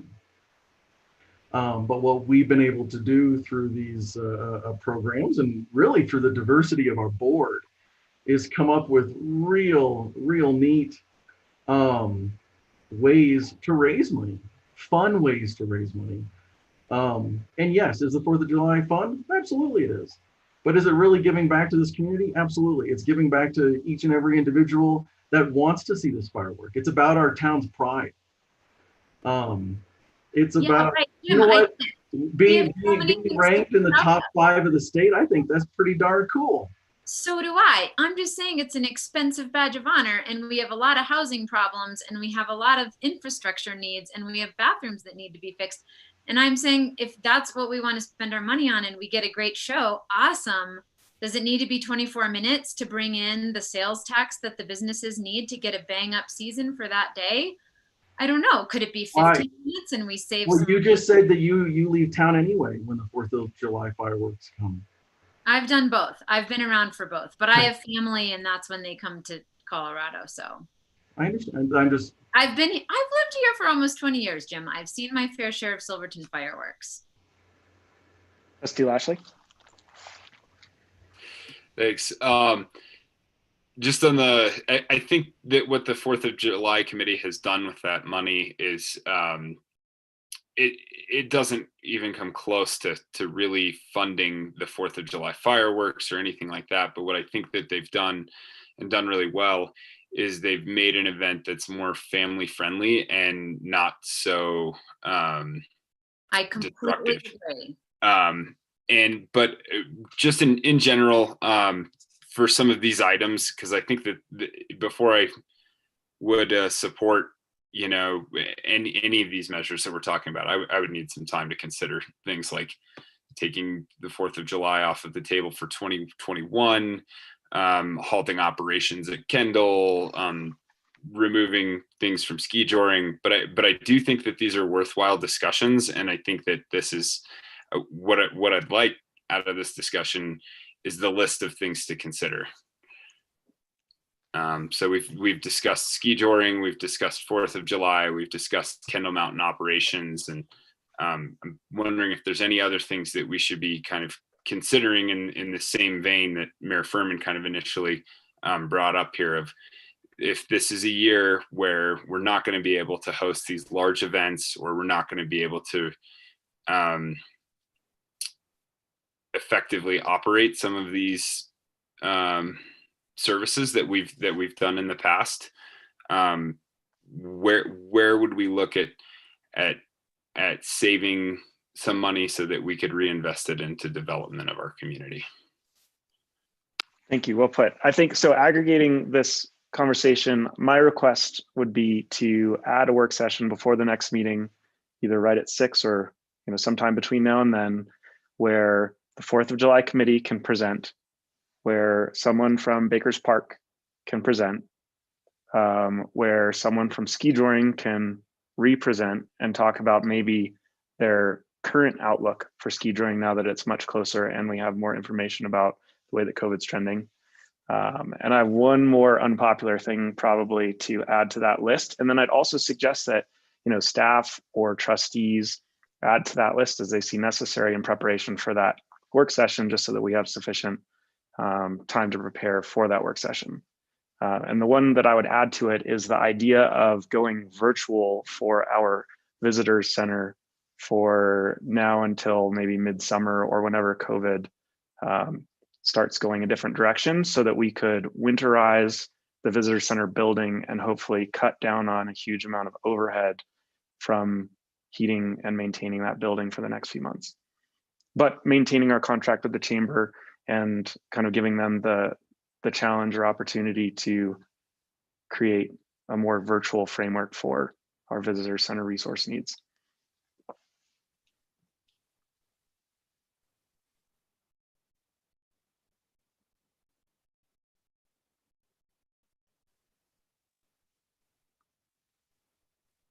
And anything else that is in that same vein added to the work session agenda. Trustee Lashley. I just want to say that's exactly what I think, the types of things that we should be considering just as a discussion. I'm not saying that we should or should not do any of these, but I like the idea of just bringing up some of these things that we can think creatively on. Trustee Barilla. Is that not what I've said, that we should be doing this at the next meeting? You So that we can move on to our regular meeting, because we still have yet to finish the budget meeting that was supposed to be over at 7. So once again, I'm going to call a point of order, and hopefully the rest of the board goes along with it. I think that suggestion was great when made, but it was specific to the 4th of July, and we now have a bunch of other topics added to it. So I do think this discussion has been productive. All events that were costing the town money. It was 4th of July was called out, but we were calling out all events. So let's get back on track and finish the budget meeting, please. Thank you. Administrator Ryder, back to you. Okay, so what I'm hearing is a work session. I'm trying to fit this in administratively, because I'm the administrator. We have a public hearing next Monday to hear public comment on the budget. We have to notice that in the paper, because we're coming up, looming, our deadline of approval has to be at the December 14th meeting. So timing wise, what we could do perhaps, it's the pleasure of the board, is my immediate thought was to have the work session next Monday, since we need to have a public hearing anyway. I just don't know if that gives the Bakers and the Fourths and the ski jorings, enough time to properly prepare something and give that to you for appropriate time to review before something like that. So unfortunately, and I think these discussions are fantastic. And all this stuff, needs further discussion and to be vetted out, but I'm just trying to figure out how we do it and still get a budget approved by December 14th. Another idea would be to have the public hearing on the 30th properly noticed. I fear that if we have a major significant shift in the budget before December 14th, we may owe the public another shot to provide comment. And could we do it? Because we literally have to send the budget in on December 15th by state statute. What happens if the board doesn't approve the budget at the final meeting? I have that down as a note. I'm just curious. I'm not projecting that might happen. I'm just In curious. violation of state statute, are there going to be consequences? I don't know.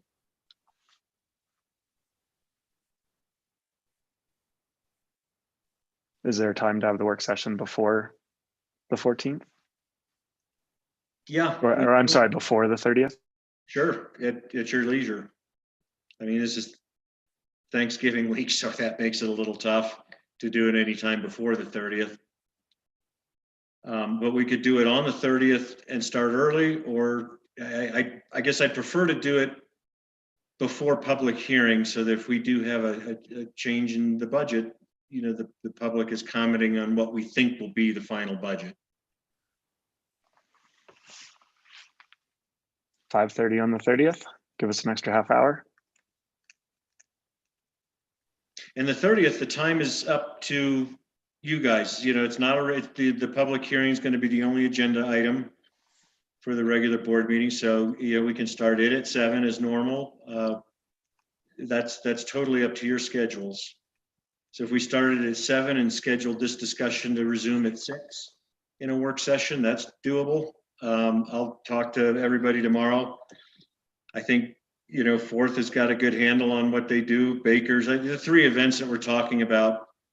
And the only other item I can think of any substance that we do as, you know, a subsidy town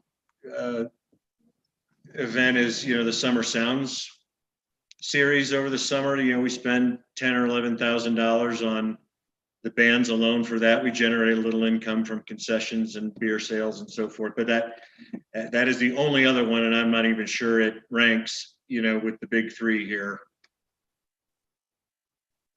So I guess in a long way, I'm saying I would hope that the 3 committees, you know, in essence, are prepared now and would maybe just want to fine tune presentations and give them a week.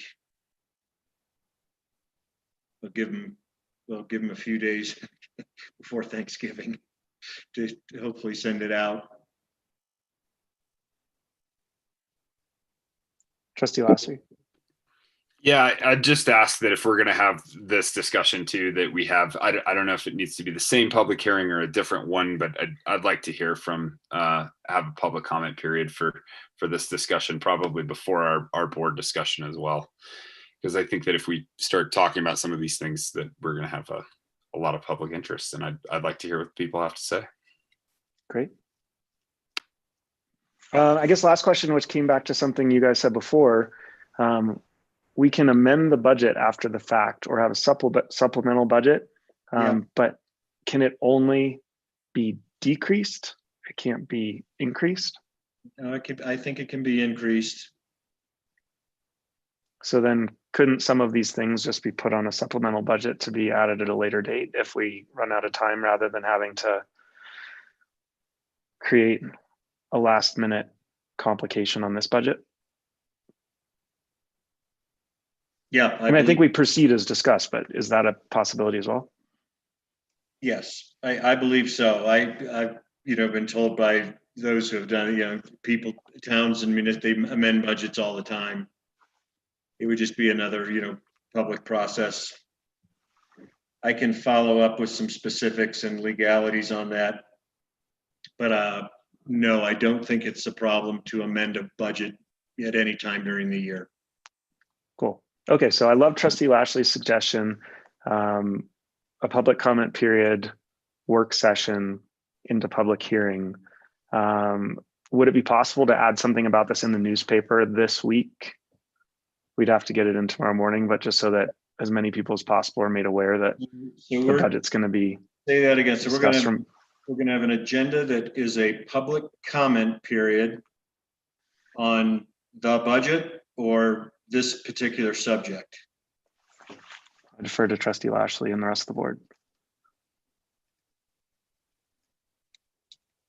Because I know we have to have a public hearing to provide comment on a specific budget that will be made available at Town Hall tomorrow and on the website and so forth. We say here's the draft budget and here's your opportunity to comment on it. Then we want a work session to further this discussion. And then somewhere either before all of that or in a public comment period, I just wasn't clear on the public comment period, what it was intended for, budget specific or this topic specific. More this topic specific.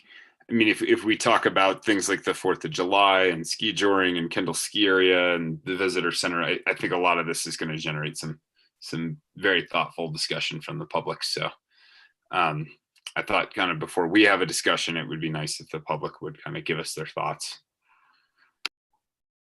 Trustee Brella? I do believe the newspaper cutoff was today because of early printing for the holidays. So if that's the case, there is no time to print anything other than the already listed agenda that was set forth by the town for the public notice for the meeting, for the public hearing for the budget. Gotcha. We still could blast it out through MailChimp. So there's just a little more information about the meeting if needed. Well, we saw how good that worked with the packet. Hey, Kelly, did you hear anything like that from the Standard? We can confirm this after, first thing tomorrow morning, I think. Okay, anything else essential to note before we jump on the budget, before we transition to the main event? We're just asking for general board support. We've added this $15,000 in for a potential match grant to do a test well over near Kendall. This is a site identified by town engineers as strong, and John Seitz and I will support, in an effort to raise $55,000 plus, I think another 15 to do a test drill. We just wanted to make sure we had support on that. This would provide a critical third source of water eventually, if successful. So that's one item we wanted you to consider. The rest of it, we updated the library with the library board.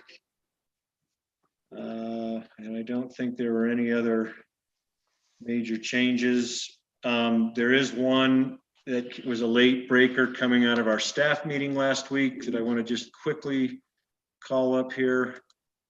Let me see if I can get it up. There's a short quarter-of-a-mile trail extension from 14th Street. Let me find it.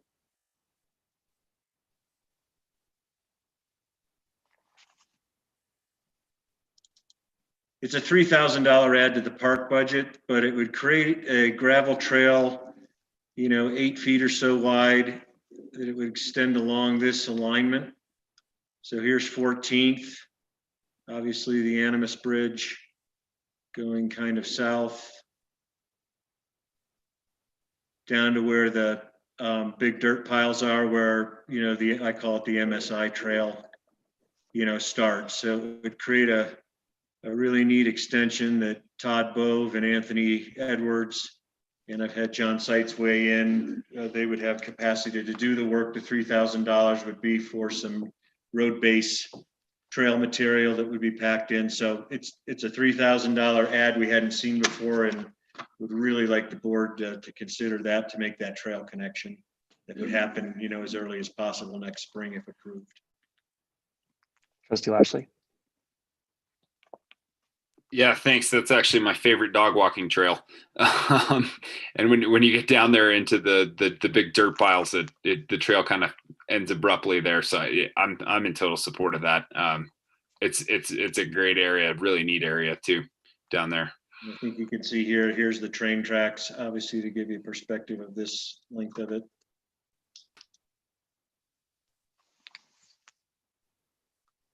Great.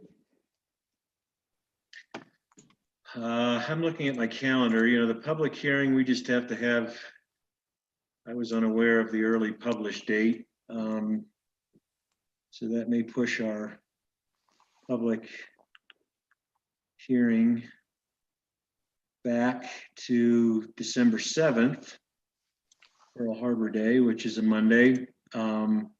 We could dedicate the 30th to a work session and have our public hearing for the budget on the 7th, or try to combine it all on the 7th.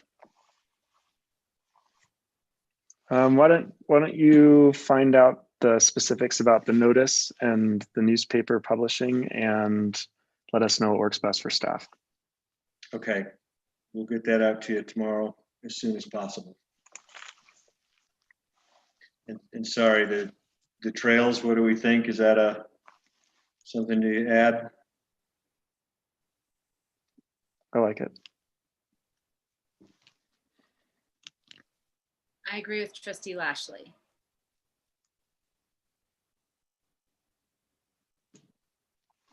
Trustee Barella?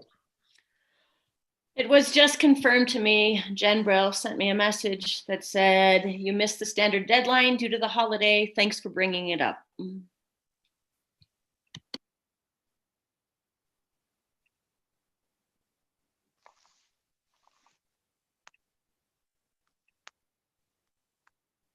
Thanks, Jen. Thank you, Jen.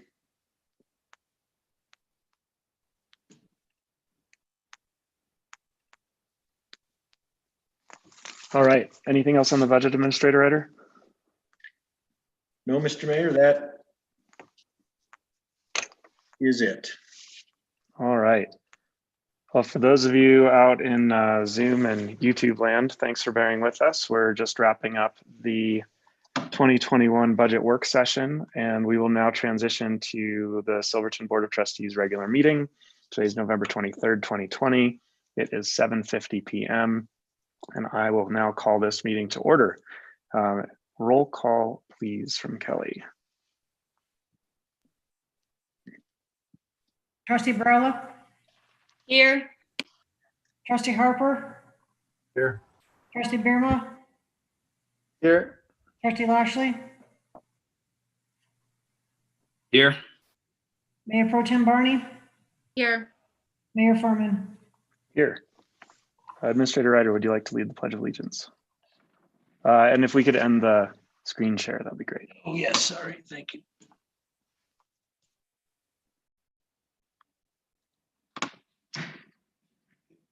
I pledge allegiance to the flag of the United States of America and to the republic for which it stands, one nation, under God, indivisible, with liberty and justice for all.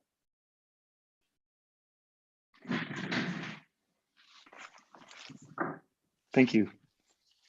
Revisions to the agenda.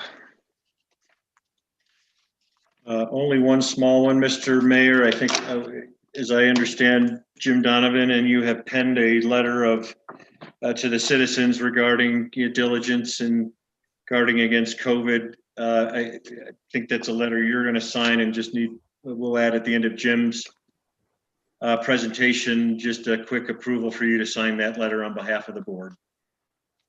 Copy that. And I believe that Jim, during his update, will address the request for that letter. Okay. Any other revisions? So we'll add, for new business, we'll add a 4B, consideration to approve a letter with respect to COVID precautions. That's all we have from staff. Okay, great. We will now move, anything else from trustees?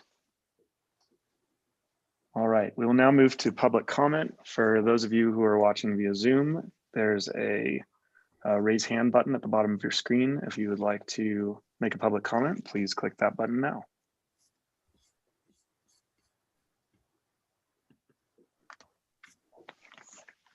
Seeing none, we will move on to presentations and proclamations. And tonight we welcome Jim Donovan from our OEM team. Jim, the floor is yours. All right, great. Thanks, board and town staff, for having us on tonight. And I'm going to just give an update on the COVID-19 situation. Deanne Gallegos is on as well as PIO, so she might chime in. I've got just a few slides just to give the town board an update. So let's Somebody could just give me a thumbs up if you can see the slides. All right, great. So just going to do a quick update. Basically, things have been accelerating with the pandemic, and I'm going to give basically a state overview and then drill down to our county. But first, I did want to just give some good news. There is good news. There's several vaccines that are on the horizon, and really we're looking at early spring, well into summer, where those are going to be, distribution is going to start with those. And just today, the state of Colorado is going to be running a pilot project for vaccine distribution. The state was chosen with several other jurisdictions in the US. So there will actually be vaccine on a pretty large scale getting distributed throughout Colorado. So we'll have a good jumpstart on this whole process. So it's really important to emphasize how good the vaccines have done in the trials, and it really is giving us that light at the end of the tunnel. But the big deal is we're going to be going through some very rough times. So this could be a very difficult winter. We just have to be very straight up about it. The numbers are as bad as they have been the entire pandemic, and we're just going into a longer period with it. People are exhausted with this entire situation. That crisis fatigue is real, so there's a lot of consequences with not just the COVID, but all of the consequences associated with a pandemic and all the disruptions. So we cannot ignore those, but we do need to just keep that vaccine on the horizon and know that we are going to be able to get out of this. And then just since we are Silverton, I do have to just throw a shout out to Silverton Mountain. We were able to get the Silverton Mountain ski area plan approved by the state. And I believe they are actually opening Wednesday with heli skiing. So that's another good sign that we are keeping the economy open as well as we can with the restrictions. So that's a very good sign. Now, just to give you guys an idea of what this looks like for the state of Colorado, and you can see spring here. This is this is for the state of Colorado. This was the height of the pandemic at that time, and you can see where we are now. So we've almost basically tripled those numbers in the spring. And this particular graph shows if masks are being effective, how effective masks are at basically reducing infections. If masks are not effective or not really well adopted, then we're going to see the peak of infections really into January, and those are just projections right now.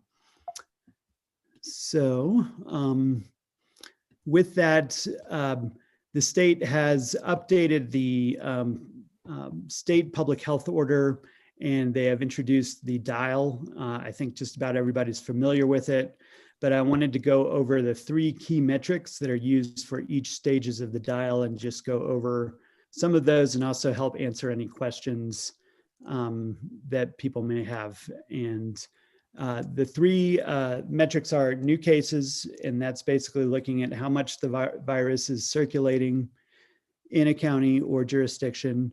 The percent positivity, is it the testing capturing the level of virus transmission in a community? And then the third is the impact on hospitalizations. Are they increasing, stable, or declining? And we just always have to remember, for Silverton and San Juan County, we transport any patient to either Mercy Medical or Montrose Memorial. So we really do have to keep a very regional picture on what's going on. And on a regional scale, the hospitals are starting to experience significant impacts, the most significant impacts of the pandemic. Right now, ICU capacity in Mercy is doing okay, but they are predicting it is going to fill up. And that is the same with Montrose. So there's just basically a cascading effect when any regional hospital, that ICU capacity fills up, that cascades through all of the smaller local hospitals. It also indicates that larger regional hospitals, say in Grand Junction, Denver, Albuquerque, may be experiencing issues as well. So those are three key pieces of data that we keep track of every day, and we get calls with the state of Colorado just keeping up with that. So here's just more details on the trigger levels, triggers per level, and I'm really going to concentrate on the orange, red, and purple. Purple is the new color that they introduced to split red basically into basically two levels. But we are currently in the orange level, and basically that means that we've got less than 350 per 100,000 in a 2-week period. The cases are all converted to a per 100,000, and that's used as a basically standardized metric throughout the United States, so you can compare different jurisdictions. Then we look at percent positive results over a 14-day average, and if it's less than 15%, we're in the orange. And then the hospitalization rates over a 14-day period, so we track that. Level red, basically you jump above the 350 and jump above the 15%. Getting into extreme risk, that's when it's basically things are in a very dire situation. That means that hospitals have hit their capacity. They can no longer basically take patients, and they go into what's a mode called crisis standards of care. That is a agreed upon document that's used throughout the state of Colorado, and basically says how things are going to be triaged within the hospital setting. Also, alternative care sites, so that's using hotels or motels as places of care for patients. And it can also go to school gyms. So it can get really pretty extensive on the impacts. And then if there's critical shortages of both staff and personal protective equipment. So those are now the three levels of basically critical risk. And for our area, I'll show you just a map on, I'll show that to you in a second. The next, I just want to just introduce you to this. I'm not going to go over each level, but basically the state has put out guidance per level on what the capacity restrictions are. We've made this available on the website, on the county website, and Facebook, and email blasts. And we'll just make sure to send this out again, because it really does break it down on basically what's allowed at each level. And this next graph is really just showing that elevated incidence growth of COVID in the Southwest region. So that's looking at San Juan County, La Plata, Montezuma, Archuleta, and the tribal nations. And you can see things have really, we're basically at an exponential growth. And this is a pretty common scenario throughout Colorado. So right now, here is a picture of the state of Colorado, and I just wanted to highlight that La Plata did move into the level red, and as of Monday, and they are with that level red, the state moves you into it, and then it takes 2 weeks basically to move out of it. You have to, the jurisdiction has to demonstrate that they have gotten all of the metrics to that lower level. And they're working very hard in La Plata and Durango to achieve that. Some of the things that happen when you're in red, the state of Colorado sends out a wireless emergency alert to every active phone. So that happened on Sunday. And that's a little different from our Nixle system where people have to opt into it. This is different where it just sends it to every single phone. So the state is taking this extremely seriously, as is La Plata and any jurisdiction that is in red, because it really is putting a massive amount of stress on their system. You can see that Montezuma, San Juan County, and Archuleta are all in orange. San Miguel County is in orange. San Miguel County has also put out information that they're getting pretty close to a tipping point of moving into the red. So that's where community cooperation on the public health measures is extremely important. That's how we stay out of red, and that's what we really want to do. We moved into orange, and we do not want to move any further up the scale. So here are just the stats for San Juan County. Positives to date, 19. We've had 3 recorded outbreaks in the last 6 days, 6 positives. That breaks out to 680 per 100,000. We've done 66 tests in the last 7 days and 352 tests since May 4th, when we were received testing. Now, an important stat for the state of Colorado is basically 1 out of every 49 people is infected. So that gives you an idea of the scale of the virus. Basically, the virus has exploded really uncontrollably across the United States. The state of New Mexico has gone into basically level red, the entire state. So we just need to be very aware of that. Some of the challenges we are going to face is basically holidays, tourism. We are a tourist economy, so we have people coming from all over. Those are a lot of particular challenges. One of the ways the virus really spreads is through social gatherings. And it's just extremely important to know that if you're going to have a gathering, do it outside, but still maintain the 6 feet distance and keep it in smaller groups that have been around each other, which makes it very challenging. One of the questions we've had is how much time will citizens have if we move into red? We monitor these trends daily, and we will inform businesses, giving folks a heads up, businesses and citizens a heads up if we see the trends are basically inescapable.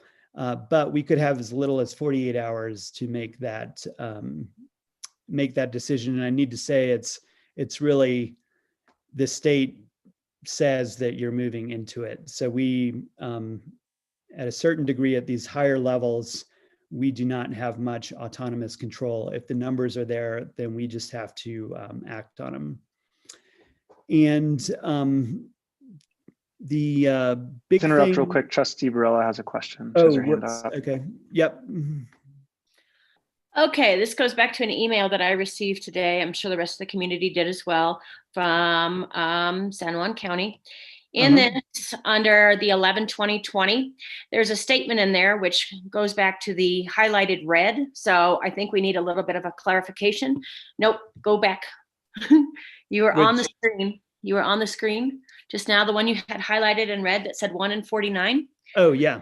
Okay, because it says the model estimates that currently 1 out of every 49 residents in the state is infected with SARS-CoV-2, by far the highest prevalence since the virus arrived in Colorado. So now are we calling this SARS, or are we still calling it COVID-19? What is the need for the change in verbiage in this document, and the highlighted in red? That's a little bit confusing. And SARS is a COVID we already know that. CDC's website tells you that. So what's the change up here? Right. Yeah. So that's a great question, Molly. And the answer is the SARS-CoV-2 that's basically the name of the virus. And then the disease is called COVID-19. So that's just a naming convention. So that was more of a technical document. SARS-CoV-2 is what you will see in the scientific literature. And actually, Deanna and I talked about that, of just making sure that we always do refer to it as COVID-19. But you can use them interchangeably. Just know that COVID-19 is the name of the disease. Okay. I think that was a big thing for the whole community to hear you say, because it was very terminology. People need to know exactly what we're speaking of. So yeah, absolutely. Yep. And very excellent question. Let's see. I do want to just say this was addressed at the very beginning, but really my big ask for this evening is getting a letter of support from the town board, just showing that we're all in this together, and that we as a community need to work together to basically stay out of the red and keep our businesses open. So, and keep our economy open. So just want to say that we want to stay safe, but we also want to stay open. And some of the challenges we're going to see coming up are Thanksgiving and the holidays. And basically that's where the spread can happen. So if people are getting together, you should do it in smaller groups and still maintain that physical distancing. And then just ending with wearing a face mask, washing your hands frequently, maintaining the physical distancing, and just keeping aware of all of it. We know it's really very difficult, but there are these very simple solutions that we can do until we get that vaccine. So with that, I will answer any questions that the board has, and then also if there's any questions from the public. But thanks. Thank you very much, Jim. Trustees, any questions for Jim at this time? Trustee Lashley? Yeah, Jim, just regarding the regular flu vaccine stuff, does San Juan County have flu vaccines to give to residents? Yes, absolutely. And that is really important. A lot of, especially just middle-aged adults or younger adults may not get a flu vaccine, but it's actually a really important thing to do this year. So those are still available, and we highly recommend that you get a flu vaccine. Thank you. Thank you, Jim. Yep, thanks, Molly. Administrator Ryder, any questions for Jim? No, thank you very much, Jim. Thanks. All right, Jim, thank you very much. Oh, sorry, Mayor Pro Tem Barney. Just a quick comment, Jim, thanks so much. I appreciate the update. And in addition to keeping the economy open, I just want to put in a plug that when the community economy is safe, so is the school. Absolutely. We get to keep the school open too. Yep. Deanne. Yeah, I just wanted to go over just some frequently answered questions with this board, so you feel prepared to answer in with the public, just like we, kind of go through with the commissioners. So again, just to repeat what Jim said, it's definitely a partnership with Colorado Public Health. They are the ultimate decision maker. So for a very clear layman example, when they still had us in the yellow dial, but we adopted orange restrictions so that we had the goal of by that Friday to stay in yellow, because once they hit the gear to the right and lock us in, it's very difficult for us to come out because we don't have our own hospital to sign off on us, right? And so we have to go to La Plata County and say, hey, will you sign off on San Juan County? And when they're experiencing worse situation than us, that's a very difficult ask. But unfortunately, we had a social gathering outbreak and some trends of positives, and they firmly set us into the orange. So there's the transparency of why there was a little bit of confusion, why it showed yellow with a flashing, emblem that said, but we're in orange restrictions. And then we lost the opportunity to slip back into yellow on that Friday. So that only solidifies us as a community really looking out for each other, looking out for each other's health, trying to not expose or pass this to each other. There's all kinds of political debates, herd immunity, mask or no mask. In the end, we have to deal with reality and what our reality actually is. And that is working under CDPHE and keeping our numbers low and keeping them down by literally not spreading COVID to each other. So they are the ultimate decision makers. We do work with them closely, but that is now we are in the orange and we just really and truly want to stay out of the red. That's very important. Again, what does that mean for us, right? That means our businesses can no longer have any sort of capacity of in dining. We in Silverton and you guys discussed last week that outdoor dining is almost impossible in Silverton, where Durango still has that capacity and they are struggling. Their restaurant industry is struggling with having outdoor dining. Well, we go from some indoor capacity to takeout only. And we know that was difficult during the spring when we did that. And also hosting our guests, right? So it's really protecting our small business owners. And who are our small business owners? They're actually the backbone of our community. They are who are employing people who live here. So the folks that we're getting to come to Silverton, if they don't have the luxury of having a remote income, they're working in our businesses. So it's not only protecting our small businesses, that's a nice thing to say, but really it's protecting our community and keeping each other employed. The other thing is masks. So we get a lot with masks. Well, if masks are mandated, why are we seeing a spike? Because mandates don't stop the spread. Actually, compliance with the mask requirement stops the spread. So the state always wanted 85 to 90%. They could truly, when you hear, slow the curve, bring the number down, it's literally looking at those diagrams of seeing the trajectory going up. Well, we need that to not only curve, but to go down.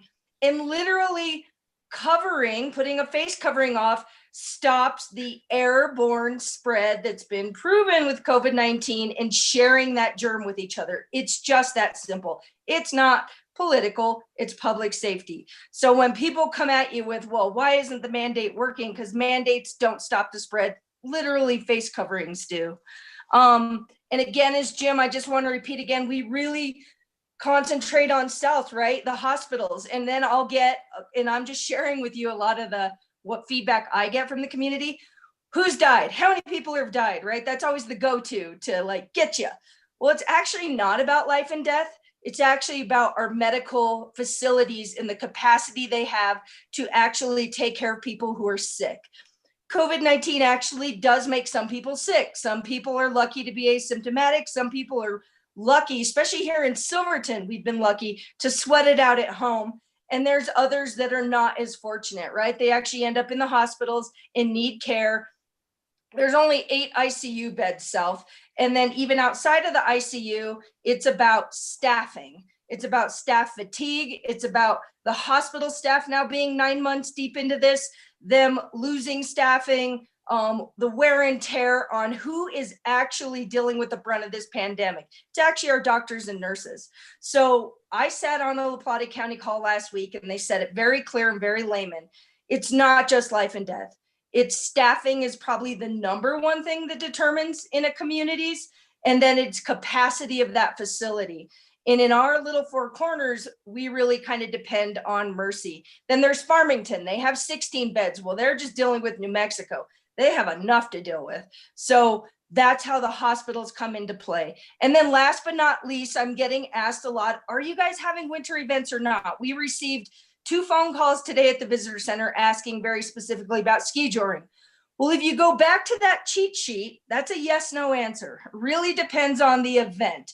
If you go back to the cheat sheet and again, look at the reality, and look at orange, it does say you can have an outdoor event up to 75 people.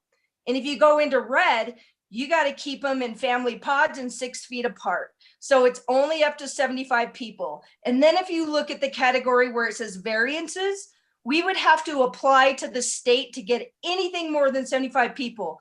In orange and in red, you cannot even apply for variance. It's not even an option. So if you look at the variances line, it says no variances allowed. And if you look at the outdoor event, it's up to 75 people. So we're talking night and day between, Sarah Tresher doing whiteout.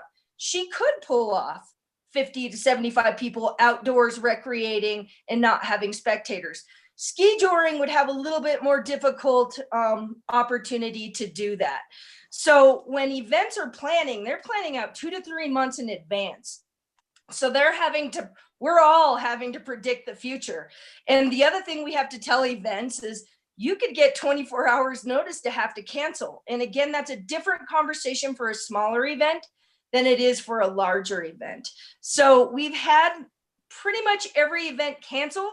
The 3 outstanding yes or no confirmations are the dog sled race that comes in mid-January, the whiteout event, and ski joring. Other than that, as far as the chamber has received communication, all events for the winter had been canceled to date. So again, it's more important than ever to really go into this winter conscious for each other and each other's health, because by us protecting one another in our little village, we protect our economy, right? We protect our business owners. We protect my friends and neighbors being able to go to work and make a living for the winter. So that's really what it's about, is let's get through the winter. So let's do the hard work now. We're lucky to have the shoulder season to do it. The more we can whack down these numbers and stop the absolute current spread that is happening in our community by making very simple decisions. And believe me, I know it's difficult. I am the most social bird. I want to go out there, but I make that decision to stay home because what if, and it's not striking fear. It's reality. So if we can just deal in the reality of our community's situation and just help each other to honor that for each other, we'll get through this. And then we'll have probably a shocking winter, just like we did in the summer. And that's the end game goal. And then last but not least, I would just love to put it into perspective for not only you, but the public. Think about this. What we're experiencing in Silverton, which are regular positives, if that would have been happening in April and May, that was a whole nother planet for all of us. The fact that we are dealing with COVIDs and outbreaks and business outbreaks and still have our business doors open show the shift of mentality around science and data at the state level and the local level, as well as the federal level. So if we really go way up and look at the bigger picture as to where we were, where we're at now, and where we're headed, I think it really gives this board and the public a lot of optimism that we're going to get through this. And then next year, we're going to have a Ural event where we're going to burn our masks and we're going to burn anything that says COVID, and we are going to be over it. So thank you all for listening to me, but I wanted to share with you what I've been getting with the public to hopefully help you guys answer questions for the community. Great. Thank you very much. Thank you both. We really appreciate all the hard work. Any questions for our OEM team? Trustee Harper? You're muted, sir. Thank you. I had a quick question. The slideshow, Jim, that you presented, is there a way to get a copy of that? It was really, or that was extremely informative. Yeah, absolutely. Yeah, we can make that available. Awesome. Tim, if you want to send it to me, I can distribute to the board and our staff. Thank you. Beautiful. And as always, thank you, all of you, your team, for all you do in keeping us safe. So thank you. Administrator Ryder, did you have your hand up as well? No, I thought they were getting off and I was giving a quick wave until I saw Trustee Harvey up. Nope, I'm there. Thank you both very much, though. All right, awesome. Well, thank you. Next on the agenda, new business, discussion of process to fill town trustee vacancy left by Trustee Lashley's well-informed and helpful shoes.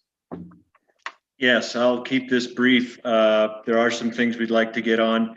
I did send the board earlier this morning, Paul Kosnick's kind of briefing points on what this process will look like.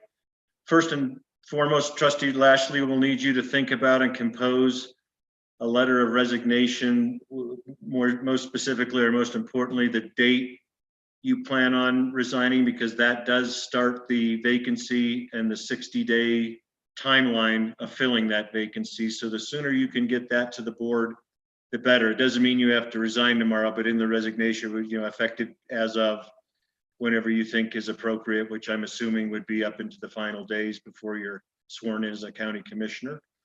But if that's something you could think about and get to us.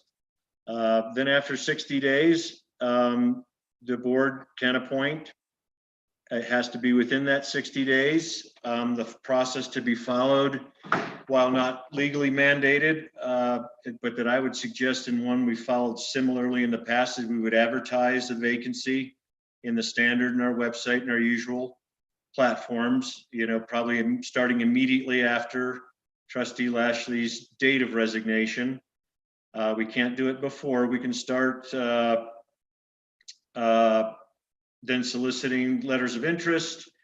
We'll set a deadline on that. Once the deadline is we've come upon it, then the board can start to formally review the candidates. Then all we did, example for last time, for Trustee Graham, who got appointed, is that we set an agenda item, and there was a discussion in the board meeting open to the public of the candidates, and a choice was made and approved. If the board, Trustee Lashley can't vote, so if the board can't come to a decision on an appointee within that 60 days, then we go to an election. And the details and timeline are outlined in the email I sent you. I would suggest, when the time comes, we advertise in the paper for a couple of 2-3 weeks and keep it up on our website for a couple, 2-3 weeks, and give everybody a chance. We've had, 3 informal indications of interest so far. Go through that process. Well, I only received one of those. Do we get 2 more? I don't know how they feel about me saying this in public at this point. Well, you don't have to say their name. I guess I was just curious. Were they written by email, and is there a reason one was forwarded but not others? No, some of them were just received recently, so I'll forward the 2 others. Actually, one is verbal, and one was by email today, so I'll get those off to you.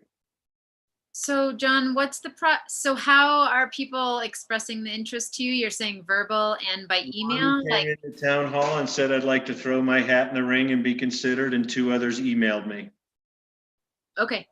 But the actual process, they'll have to get signatures and do a full submission. So nothing's no really yet. signatures are necessary. No signatures? We'll ask them to submit a letter of interest, with credentials and reasons for wanting to be on the board, etc. Great. Trustee Lashley. And we're passing that on to them as well, saying, there will be a period of, we'll be collecting letters of interest. So from my understanding of Paul's email, we're allowed to solicit applications before my resignation. Is that correct? As long as I tender a resignation letter? My main goal here is to make this transition as smooth as possible and give you guys the most opportunity to yeah, you're right. There is person.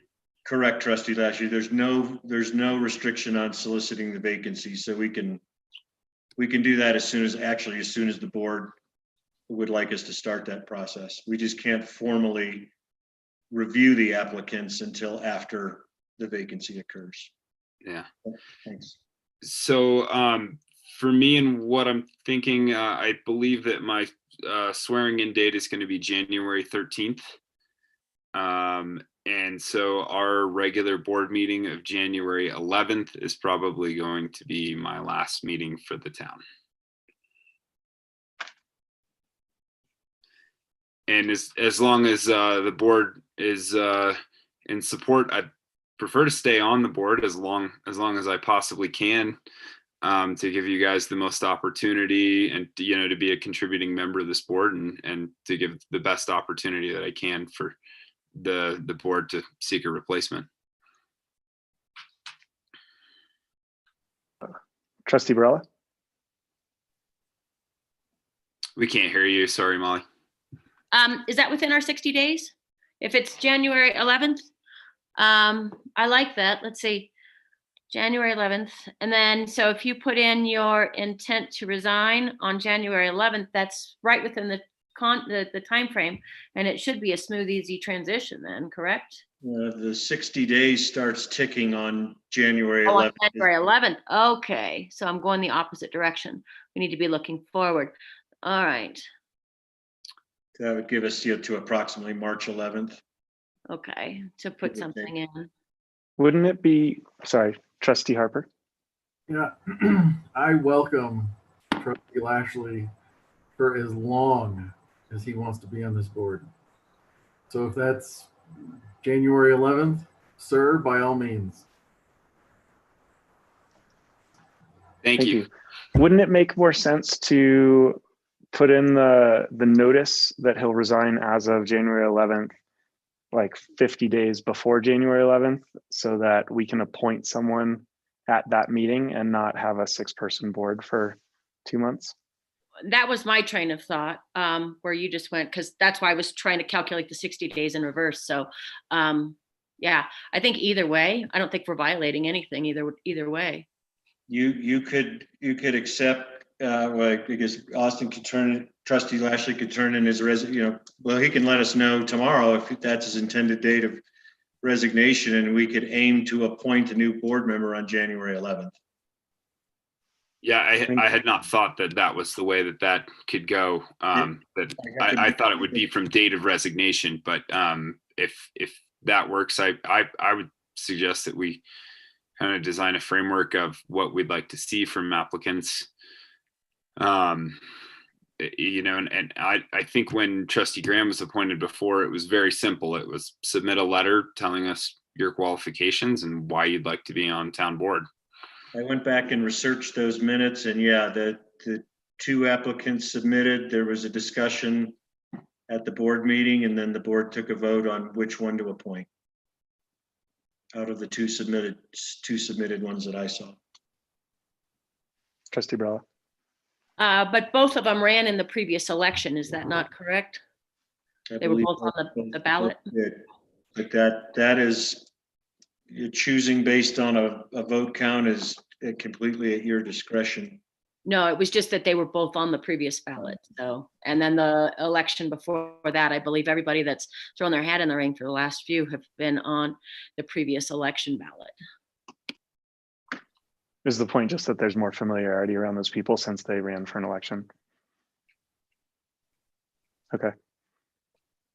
I think in that case, if I'm not mistaken, they were the only 2 that submitted letters of interest. Well, I'd put out there that my preference would be to have as short a vacancy as possible. So whatever we can do to have a quick transition.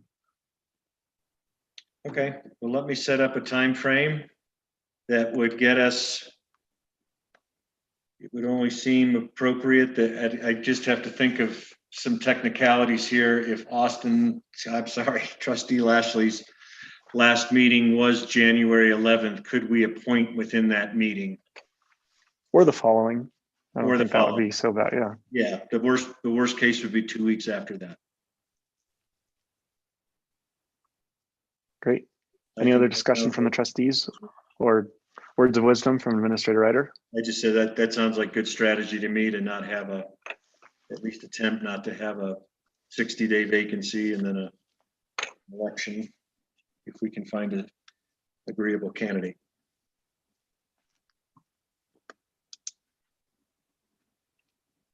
Great. Trustee Lashley. Just in the best interest of the board too, if anybody has potential people in mind, or if any members of the public are out there listening and they want to come talk to me about what it's like to be on the town board, I'm more than happy to either go on anyone's on the sport's behalf to somebody to solicit their application or a will to apply anyway. And if they have any questions, I'd be happy to answer for any potential applicants out there listening. Thank you. I'd go a step further and say that anyone that's interested should reach out to as many of us as you have the time and capacity for. Mayor Pro Tem Barney? I just had a question. If there are more than 2 applicants, it sounds like the last time this happened, there were 2. If there are more than 2, do we vote on, how does the voting work? Do we like hear the name of a candidate and then we all vote on that candidate? Or I'm just curious, like what if we ended up with just a bunch of ties? I'm being optimistic that we might have more than 2 people. Good question. Trustee Lashley? I would suggest that the board follow the same procedure that the Planning Commission does, where you write your preference for the replacement on a slip of paper. That way there's no. You vote one time. Yeah, and I believe that last time we did this for the Planning Commission, there were 2 applicants, so we were allowed to write 2 on a paper, and I think we had 4 or 5 applicants, but I would suggest that you make it a kind of a written ballot. Trustee Birma? I was just going to make the suggestion, if we do have a number of candidates, exploring the option of maybe just doing like a ranked choice voting, even if it's just a straw poll to give us an idea of where everyone's at. I'd recommend everyone research that. Ranked choice voting ends up in usually getting like a middle of the road, but like someone who gets a 3.5 instead of like this person who gets the most 5s or something like that. And that's why I was recommending as like a straw poll of like giving us a starting point, Gotcha. not necessarily as an ultimate selection tool. Trustee Brella? I think we need to make sure that there isn't something already in place to if we have more than 2, because we don't, I mean, honestly, it was 2 last time. It was pretty simple. I refused to vote because we didn't give both people a chance to speak. And I felt that was improper. So I think that we need to make sure that we are on the right, if it's like Trustee Lashley said, or if it's some other method, we need to make sure that it's not already written in our books to make sure that we're doing this properly. Great. I agree. If there's a process in place, that's way easier than us voting on how to vote. And preferable to having I think the full election is pretty costly. Yeah, that would definitely be a worst case scenario.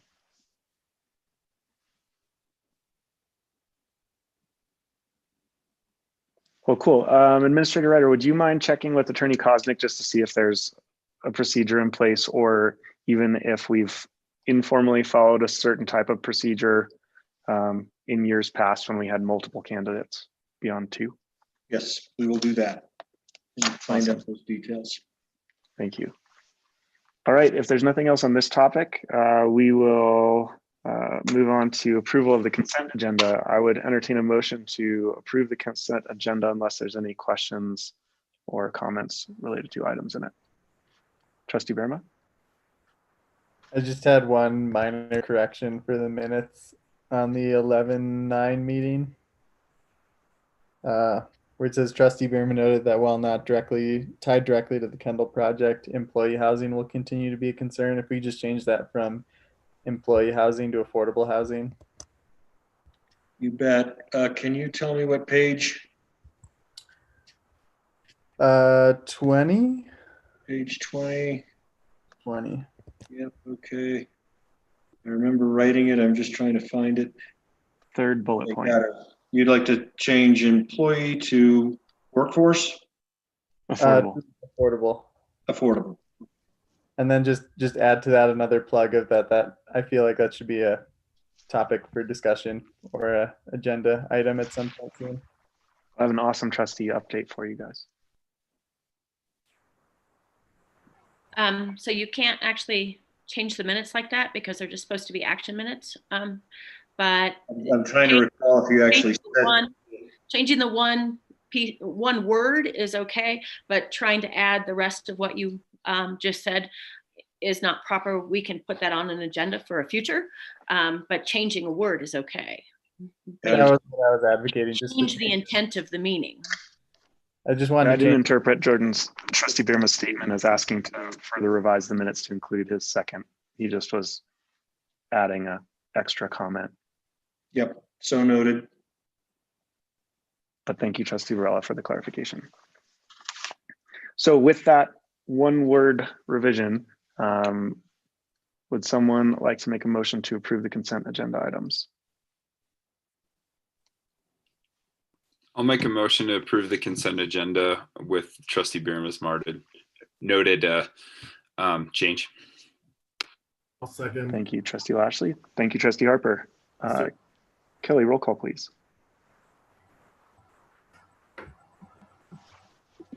Trustee Varela, Yes. trustee Harper, Yes. trustee Birma, Yes. trustee Lashley, Yes. Mayor Pro Tem Barney, Yes. Mayor Furman. Yes. Thank you. Administrator Ryder, we will now move on to staff reports. Hey, some brief updates of note. One, I had a great conversation with a local builder on affordable housing. We're trying to make progress. 1 o'clock on Wednesday, Bill McDougall and I are going to begin tours of town-owned property to see what, if anything, would be promising for an affordable housing site where the town could potentially participate. This is all preliminary, but we are trying to take, even if baby steps forward to start developing what will probably be a multi-pronged affordable housing plan. But these are the things we're doing to kick off, hopefully in earnest, to start gaining some momentum on that important issue. John Seitz and I had a good meeting this morning with SCS, who was our water tank contractors.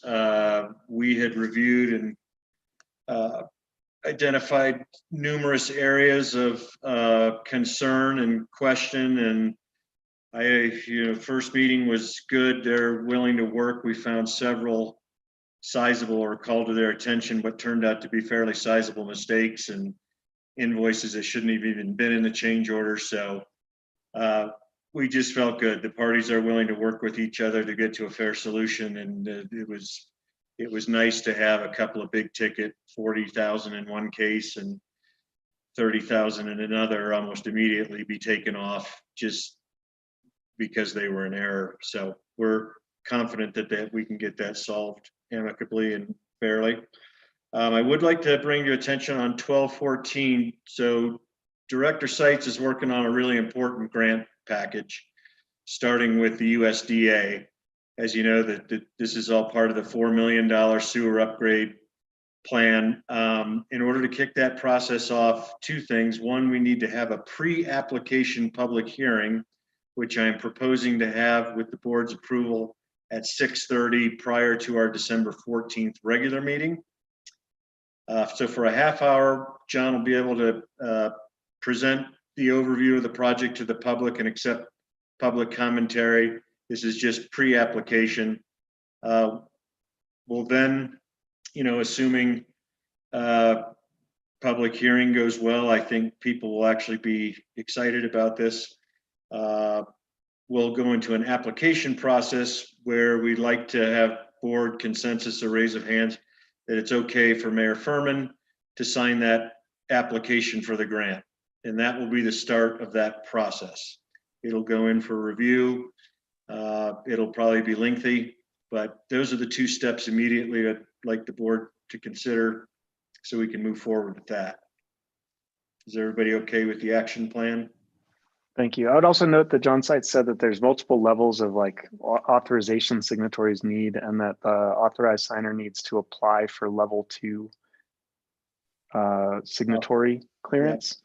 The application, I guess, only takes 15 minutes, but can take a while to get approved. So he suggested that we do that as soon as possible. Yep. And we are, yep, working on that. The first step literally is going to be the public hearing. We have to have it in place before we can get into the thick of the actual application. We've talked about and have in the budget the, water source test well over at Kendall. I think we have board support for that to proceed along that and put it in our applications for grants for that program. So just to go back, I saw like some pretty informal nods, but can we do a hands up just so that I know I'm fully authorized to sign?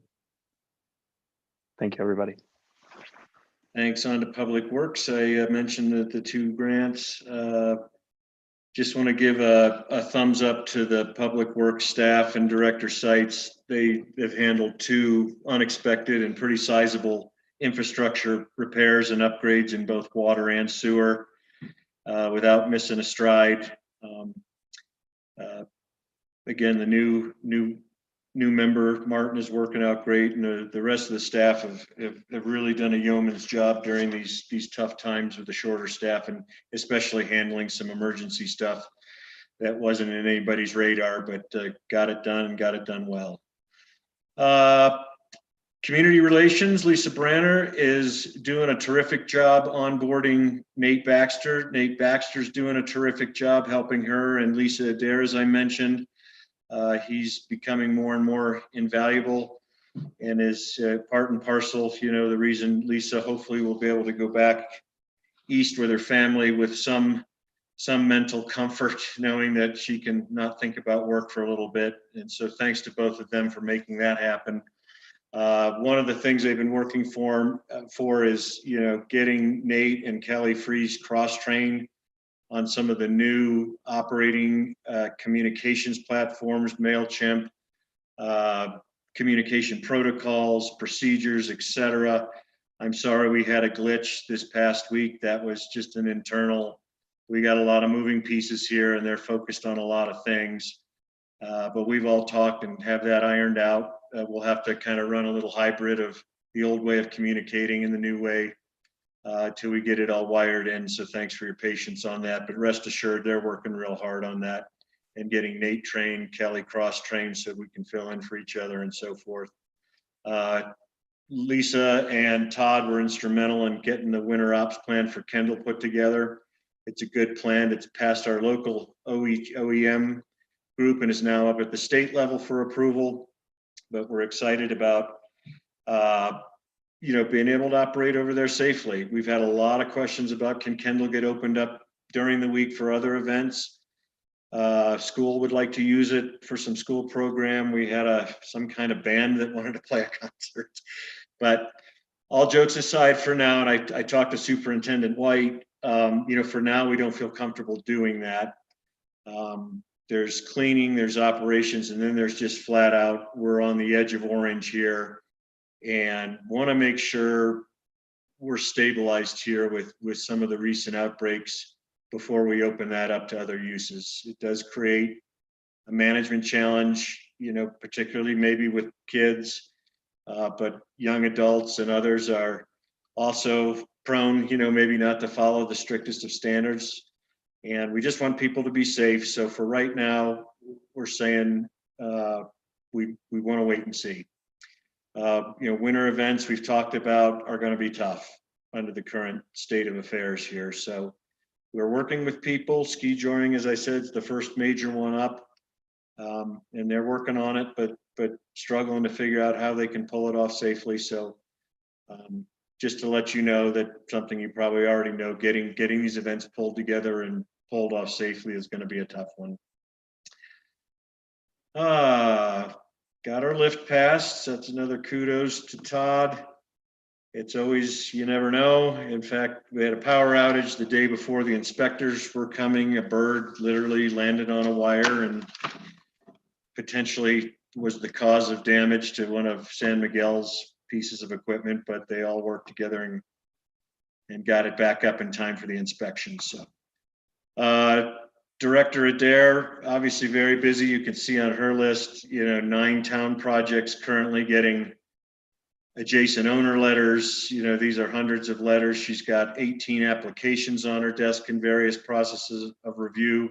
Same thing at the county. She notes in her report that, working with Baxter, Sites, and McDougal on digitizing planning documents, digitizing and developing, planning procedures and application procedures, all of which is hard work up front, but it's going to pay major dividends, on the backside as we get these processes streamlined and things more electronically available. And finally, we weren't sure if he was ever going to return, but I note that we got Mr. McDougal back from vacation, so he's safely back in Silverton. And that's all I've got, unless you have any questions.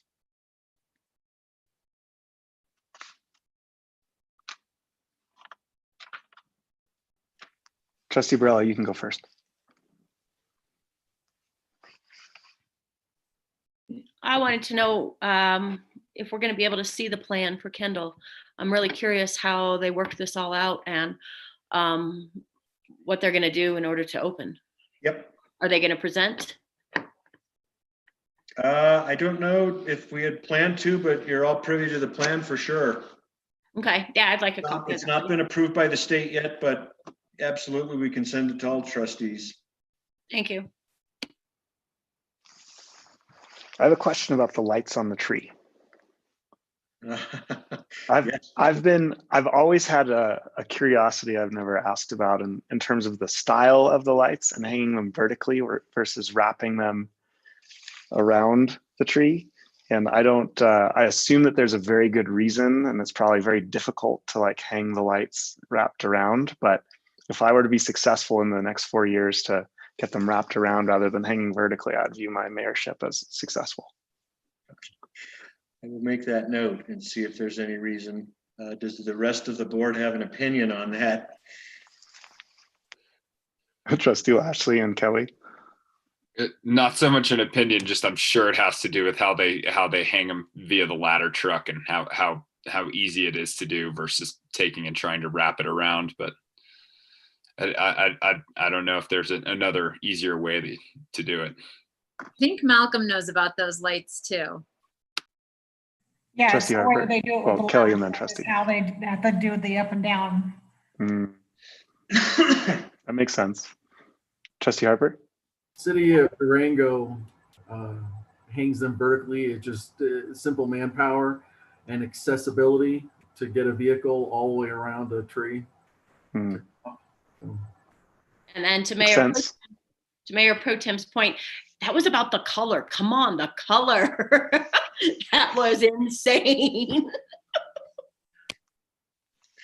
Okay, this is really off topic, but I saw that tree come down today in front of whoever owns that house right now. It came right out of his yard and up and over the fence and then dangled from the heavy equipment as it rolled down the street. It was amazing. So impressive. I couldn't believe it. I couldn't believe it didn't just crash right into that house. So impressive. Well, thankfully, Inspector McDougal got back just in time because he caught wind somehow that the Public Works was taking down the tree. And I think the owner called Bill and said, "I've got this tree. What could I do with it?" And he said, we have our Christmas tree now. So we made good use of it. Awesome. If they're also light related, vertical or otherwise, if there's capacity for more lights, that would also be really awesome. I'd love that to just. We bought new ones last year because the controversy or the criticism up to that point was you couldn't see them. And so we freed up some money and I said, I want to be able to see those things from space. So we'll see if more are available. I've heard from the pass on the road down into Silverton that I'll consider myself successful if we can see the lights from the pass. That's the way it was, but back in the 70s and 80s, the bulbs were huge and they were very easy to change and they were an enormous energy sucker. Yeah, so LEDs should do a little bit better nowadays. Nice, that's great information. I love that. Awesome. I had one other quick question. I was wondering if Administrator Ryder Jim Donovan had reached out to you. He had mentioned wanting to pitch you and the board on an emergency continuity plan, which I actually think would take off your plate the transition plan discussion that we talked about that we thought we needed in place anyway, for what to do in the event of your unavailability. And this one sounded like it would be super thorough in terms of what happens if any, pick and choose whichever staff members are unavailable and an emergency occurs, what would happen and how the OEM team would facilitate the response to that emergency with town. And so I was just wondering if that's something that's going to get presented to the board in the next couple of meetings. Yeah, I'll see the exact time frame. We did speak about it at length. I think it's a great idea. We're going through a whole formalization of standard operating procedures, if you will. Lisa Branner and I were talking about it. She's preparing one for communications. Kelly and I have talked about it, preparing one for town hall. A whole gamut of things, of which this would be, at the end of a pretty lengthy process. And this one would take priority given the emergency nature of it. But one of our goals this year by department is to have a standard operating procedure for when any of us is gone or any combination of us is unavailable, et cetera, that there's, nice binder or 6 binders up on the shelf that you can pull off in the event of, okay, who do we need to call? What do we need to do next? So thank you for that. We did talk, and that will be forthcoming sooner rather than later, kind of given the importance of that particular operating plan or emergency operating plan. Awesome. And then I guess the only other question I had for you was, how successful you've been on starting to implement strategic initiatives that were presented to the board a little while ago. Yeah, we've started working our way through. Some are easy, some will take some time. One of them is get the town back scheduled with Patrick Rondinelli and do goals and objectives. So staff has been charged with, by the end of this week, which I had forgotten was Thanksgiving week. So I said Monday, Tuesday next week. Staff, what we'd like to do is get a set of goals and objectives by department, consolidated into a working document, use that document as the kickoff for our next board work session to discuss these goals and objectives. So yeah, many of those are underway. Cool. And the other one that I think seemed pretty easy, that would take some one, so I bring that one up specifically. Cool. I know that you'd wanted to consider some of your committee appointments, and I was wondering if those were things you wanted to suggest replacements for with respect to other staff members or trustees.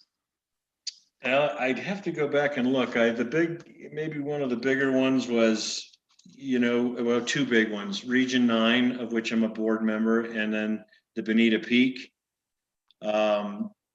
Region 9, turns out, the meetings and staying up, and I guess more adding value to that board requires a fair amount of work to keep up with everything they're doing and to be valuable. I would entertain a staff member to do that. All of them are capable of doing it, but it could be a big time commitment. And I get on a board because I want to add value. And sometimes adding value takes a lot of work and takes a lot of time. And that's where I'm lacking on Region 9. So either or, I think on Bonita Peak, I leave that to the board. Like Mayor Furman, I think you are officially on the planning group, the local planning group for Bonita Peak. I think it's really important to have representation. And given that issue, it obviously it impacts town, but the legwork and the science and the keeping up with it is really on the county's plate. And they've got, Commissioner Fetchenheier, Administrator Tookie, et al., who have been immersed in that for a long time. So, but it's going to be around for a long time. So I'd leave the board to think about it. Does a trustee have interest in being on that board? And those time commitments aren't great, but and the fact that they don't happen often. When they do, it can take up a day and a half. If this EPA comes into town, everybody kind of make sure they can schedule the time to get as much face time with those groups. It's very interesting. It does obviously have ultimate impact to Silverton. Some of it indirect and not as much direct, but we want to stay apprised of what we're doing. Anthony Edwards is the local liaison for all of this. He's excellent at keeping me up to speed. I lean on MSI personnel sometimes to make some of the scientific stuff English. I find it all very fascinating, but again, I'm not sure I'm adding value sitting there meeting after meeting and not being able to participate maybe as fully as I'd like, given other priorities. So I don't know if that's answering your question, Mr. Furman or Mayor Furman, but just giving you guys something to think about. A Region 9 board seat and a Bonita Peak seat at the table, starting with the local planning group to replace me, I think would be two good things for me to at least, for the time being, let somebody else add value to those organizations. Great. And for clarification, I do get all of the updates from Anthony Edwards and Parker Newby, but to my knowledge, I'm not officially part of that group. Okay, I wasn't sure. Anthony, I thought I'd asked him, and anyway, it doesn't. But I find myself pretty fully informed on this stuff without attending lots of meetings, just because I have friends and colleagues and a neighbor that's what they're doing. Awesome, thank you. Trustee Lashley? Yeah, thank you. I think that Mr. Newby is our representative for the CAG. Mostly when Pete Meisel left, he was kind of our representative for the town on that board, and kind of without Pete's expertise, we felt that we wanted somebody who was more specifically involved and had more expertise than we did to go through that meeting. So if you feel confident with Mr. Newby's representation for the town, I'm not sure that it's necessary for you to attend those meetings. And then as far as Region 9, is Mr. McDougall on the board for Region 9 as well? He's on the loan committee. It has been. Okay, on the loan committee.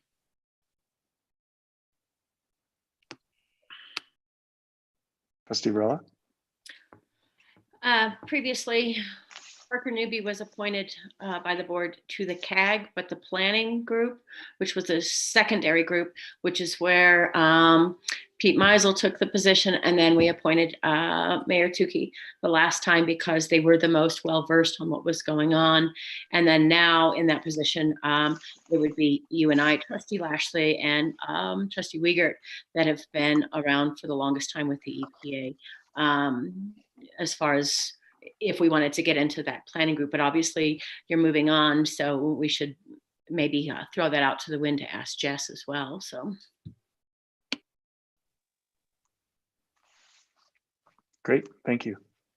I'm just looking, I just pulled the actual initiative letter out. So reduce overall workload on town staff. We are absolutely working on that as part of the goals and objectives exercise. I've asked them to identify where there's the case of doing something that's not town critical, and town assigned, start there and see if there's things that we can reassign or take off each person's plate if it's not town critical. So we'll see what they turn up. We talked about the hiring of and how to help Lisa Adair. We're doing that. Accelerating the hiring of a full-time administrative assistant. We've done that. We're ramping Mr. Baxter up here quickly. Develop a plan to safely return all the employees to work. That's going to be a tough one. And, we've just got some unique cases. It's working now, and I'd love to have them back, and they'd love to be back. But, we're just feeling that one out week to week, month to month. Todd's able to come in more often. John Seitz is in more often. Lisa Branner's just got a unique situation. She's got to stay away from here and really keep herself safe. So, and plus, she'll have an opportunity to go back east anyway to visit family. So we'll continue to look for creative ways, but that's not as high a priority given the high risk, situation we're in at the moment. Region 9, Kendall committee, just asking Kendall and master planning committee to maybe use me more on an as needed basis. I'm an advisor to those two committees, not a member, and I would love to continue to advise. And I, just have asked them to use me on an as needed basis, or I'll attend them when I can. They're both interesting, fascinating committees that I'd like to be involved with. Yeah, there was an attrition reduction in my time on stuff. OEM and economic recovery team are slowing down, meeting less frequently already. The audit is complete. The budget will be approved hopefully shortly. I've sent you guys a schedule of my proposed time off. So yeah, we're making our way through the list here. Just looking to see here. And I think, really maybe the most important on all of this is to really get this goals and objectives thing ramped back up, so we as a board, you as a board, can come to consensus on the overall direction we're headed. I've still got to buy a laptop. Been participating in training, most recently the hybrid work environment, some suggestions and guidance on how to operate a work at home, work in place, work environment, and some of the challenges presented there.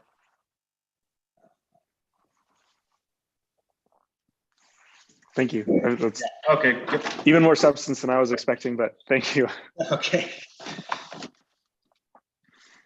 All right. I, in my eagerness to cruise through our agenda, I skipped our 4B consideration to approve the letter with respect to COVID precautions.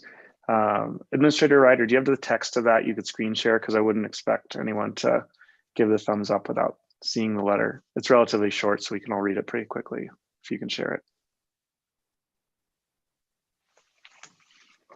Quickly forward this over to the personal computer here.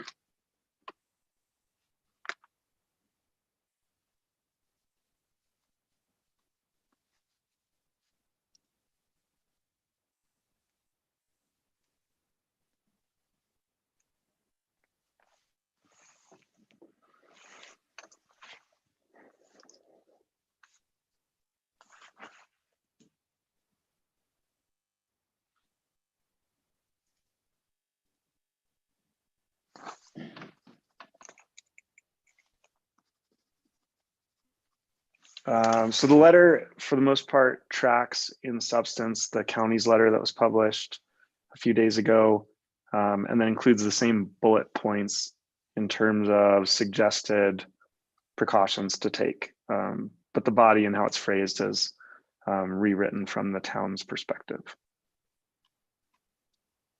Jim Donovan drafted the letter. I made a couple of edits to it.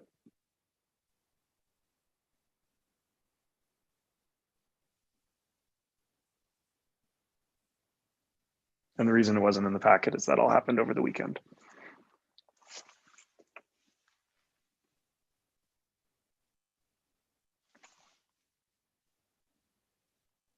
Okay, should have it here.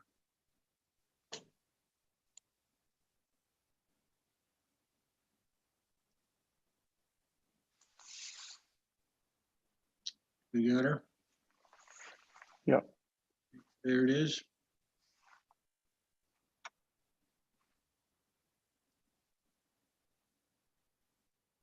Would it be easier if I just read it? Yeah, or I can, either or. Yeah, would you mind? Sure. How do you make the people go away so I can read the whole thing? Why doesn't Administrator Ryder just read it? I'm squinting at it as well. Okay, to the citizens of Silverton, the safety and well-being of our community is the #1 priority of the Silverton Town Board. The San Juan County Incident Management Team updated the board and informed us that the COVID-19 pandemic is at a critical tipping point and that the next few months could be very difficult. The town board supports the efforts of the incident management team, the San Juan County Public Health, and the County Board of Health in their efforts to keep the community safe.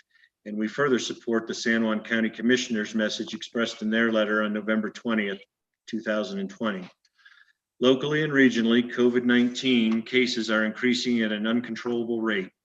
It is imperative that we follow public health guidelines to reduce the spread of the disease. We want to make we want to take every precaution possible to keep the businesses and the school open and to avoid further public health restrictions.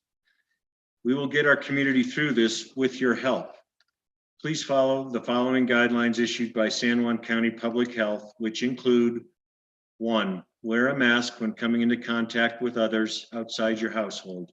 2, wash your hands often and disinfect the high-touch zones in your home or business. 3, if you are symptomatic, get tested. 4, isolate if you are sick and quarantine if you have been exposed to COVID-19. 5, do not gather in groups of more than 10 people and or including more than 2 different households. 6, exercise and recreate outdoors. 7, shop locally for food and goods. And 8, minimize your trips outside the community. Thank you all and have a safe and wonderful holiday season. Sincerely, Shane Furman, Mayor, Silverton Board of Trustees.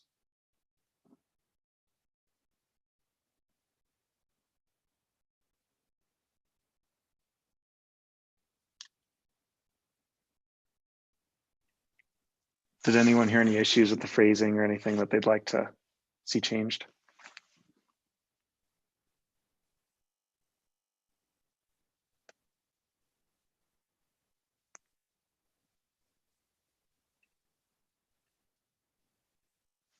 Trustee Lashley. Yeah, thanks. I don't know how everybody else feels about it, but I'd like to see some mention of gloves, which never seems to get mentioned with this as well. I think that's great.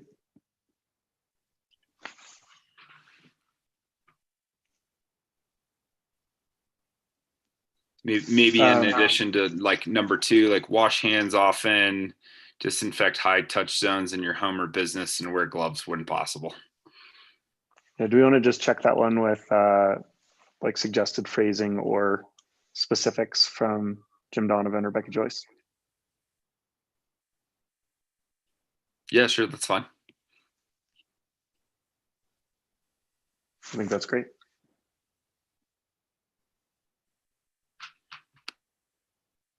Any other notes?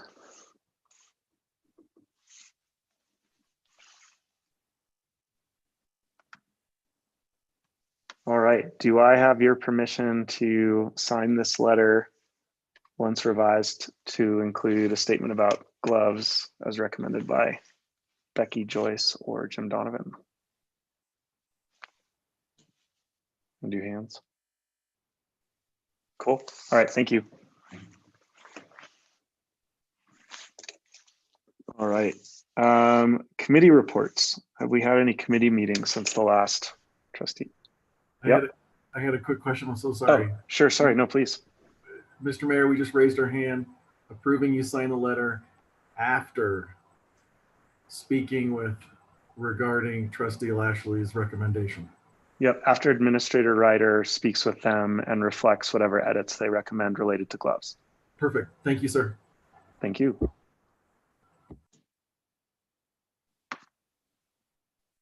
Anything else? I had a committee meeting. Cool.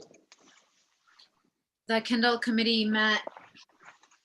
Sorry, a little heater going down here. It's kind of chilly.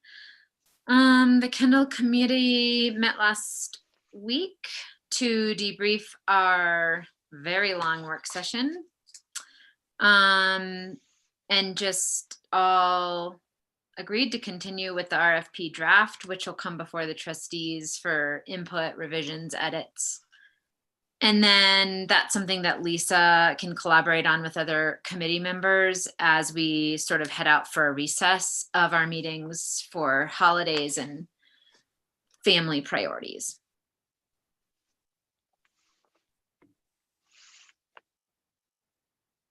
Thank you. The library board had a meeting and we approved the budget that came to the town to be put into the finalized budget there. Great, thank you.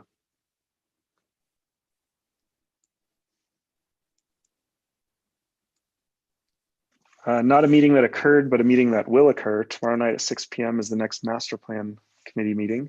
So anyone who's available and looking for a rocking good time. The information to dial in and watch is on the town's website with all the other meeting notices.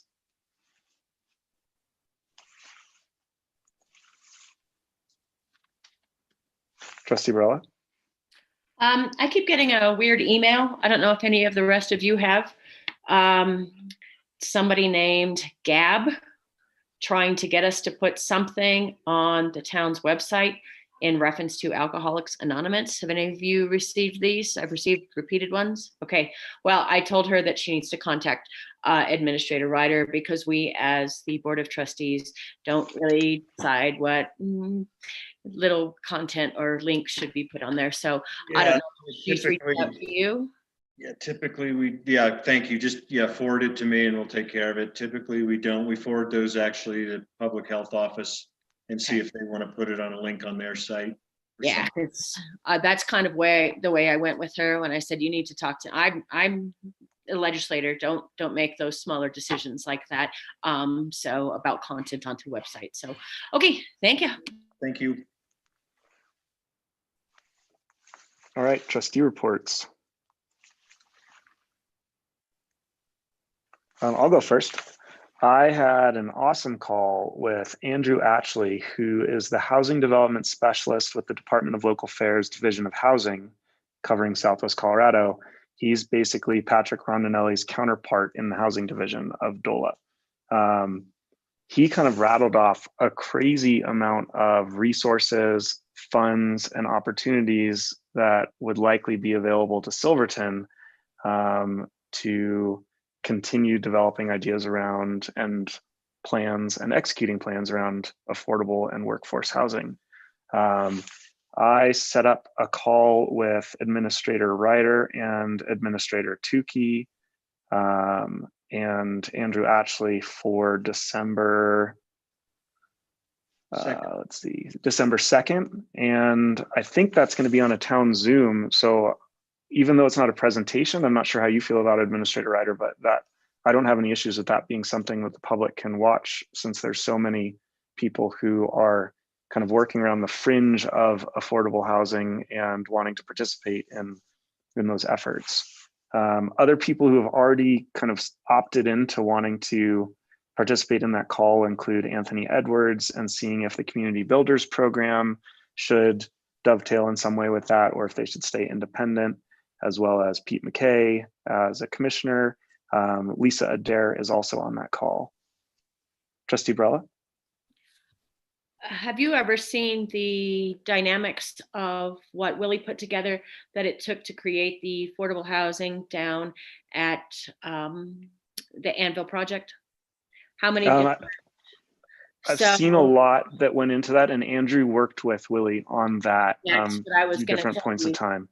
Because Willie has already done that homework, and that was a very amazing presentation that was given to the board when Anvil was about to break ground.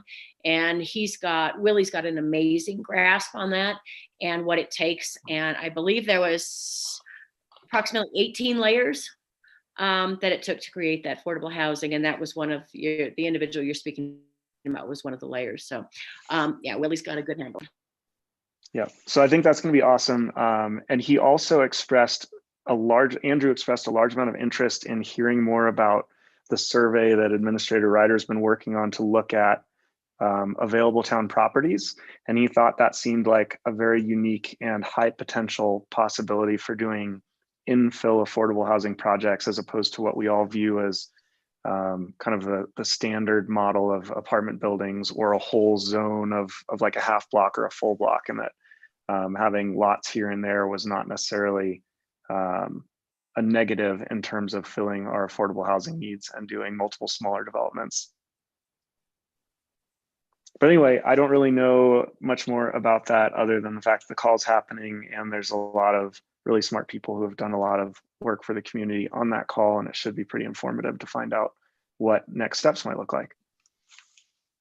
Trustee Lashley? Yeah, I'd love to be on that call when it happens. I had a really interesting conversation with a gentleman from Jackson Hole a couple weeks ago who had some really interesting perspectives on their housing crisis and the kind of continued fight that they have essentially right now. What it sounds like is the area is trying to make their affordable housing that they've purchased their home still tied to their income. So even though they've purchased their home, if they exceed a certain threshold of income or don't qualify for it anymore, they're trying to say, even though you own your home, you're going to be forced to resell it and put it on the market. So it'd be really nice to kind of examine all of these issues and get as much information as we can at this stage. Awesome. Yeah. And I guess there's some really other unique programs too, like some of the deed restricted properties that have now gone past their deed restricted duration. There are apparently programs where funding can be provided by like federal or state programs to the owners of those to opt back into the deed restrictions, where the state or the federal government actually pay people to continue to restrict their property so that we keep housing affordable in Silverton. That one's a little weird, but there's programs out there that just seem really creative. I think you might see more traction than you'd think with something like that in town. Mayor Pro Tem Barney?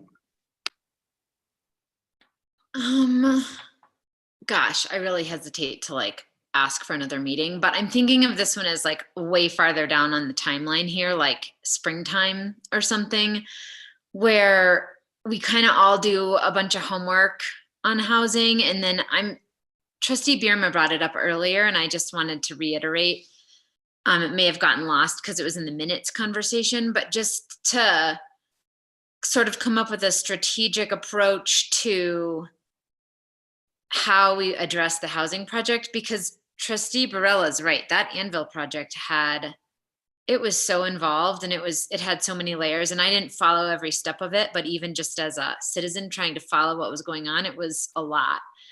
And I just wonder if there's a way for us to do a trustee strategic approach to this, so that, when we're finished here and we aren't serving our community like this anymore, we can say, this was a really great project that we worked collaboratively on, and we had some great leadership, and we had, some strategic approach to it where, I don't know, I'd really like to sort of recommend a planning process and a work session where we bring these minds together and we just kind of brain dump. And I know that this has happened before and I wasn't a part of it, so I don't want to ask people to do what they've already done, but just to bring us up to speed and for us to know what it is that we might be capable of doing in our short four-year term time.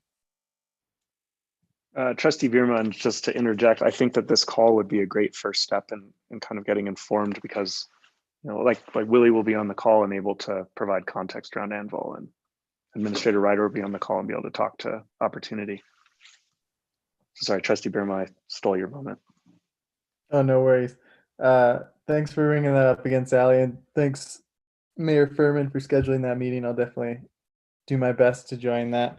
But yeah, just encouraging more creative solutions, because I don't really see our problem as being, our problem is pretty unique, I feel like. So we have a lot of houses, but not a lot of housing. We have a lot of vacant and empty homes that people could be living in, but aren't. But that's a whole nother thing to get into, and I don't want to get too deep into that right now. But yeah, no, I look forward to that meeting and talking more about it. Trustee Lashley? Yeah, Nico Foster wrote us a letter on November 15th that he suggested that we maybe form a committee to tackle community housing and affordable housing. And I don't know that that's a bad idea, but I think maybe this call is a good first step, and kind of continue to talk with members of this board and the county as well, and see if it makes sense to form a committee so that it doesn't kind of delve too deeply into the town board's capacity to take that on their own. I agree. This given the players involved on this first call, they've all had real live experience here in Silverton actually getting something built. And I think we need to do some legwork to truly find out, ideas for solutions. And then more importantly, what's real here in Silverton. To your point, Trustee Bierma, we got a unique situation here. And we need to do some fact gathering and get some hear for some experienced people that have gotten it done here in this community and other things. But my big push and Mayor Firm is, with talking with Andreas, let's take steps forward. Let's do something. Let's no more talking and more actual getting stuff done to get the issue off the ground here.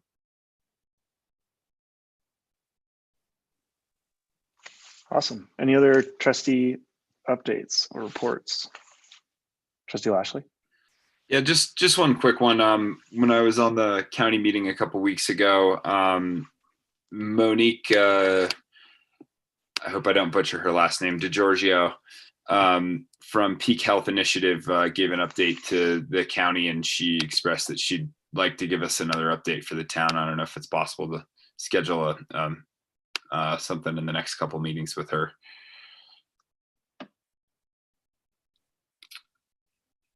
And also they were really successful. From her report, I'd like her to give the full report, but they were able to negotiate like a 30% rate decrease for insurance premiums and costs for the members of the Peak Health group.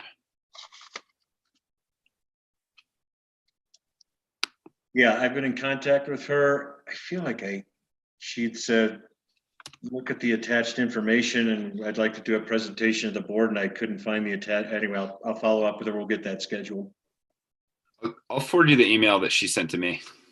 Okay. And we've been in contact on and off as they made progress, but we'll get her on the schedule because it sounded promising. Yeah.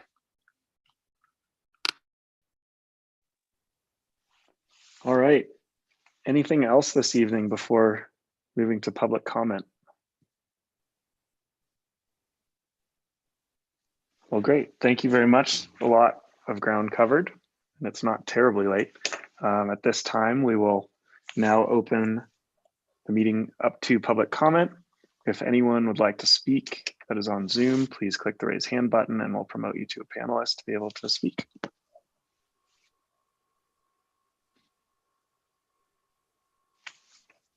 Seeing none, I wish everyone a wonderful evening, a great Thanksgiving week, and I look forward to seeing you all at the next meeting. Happy Thanksgiving. Happy Thanksgiving. Thanksgiving. Thank you, everybody. Adjourned. Good night, everybody. All right.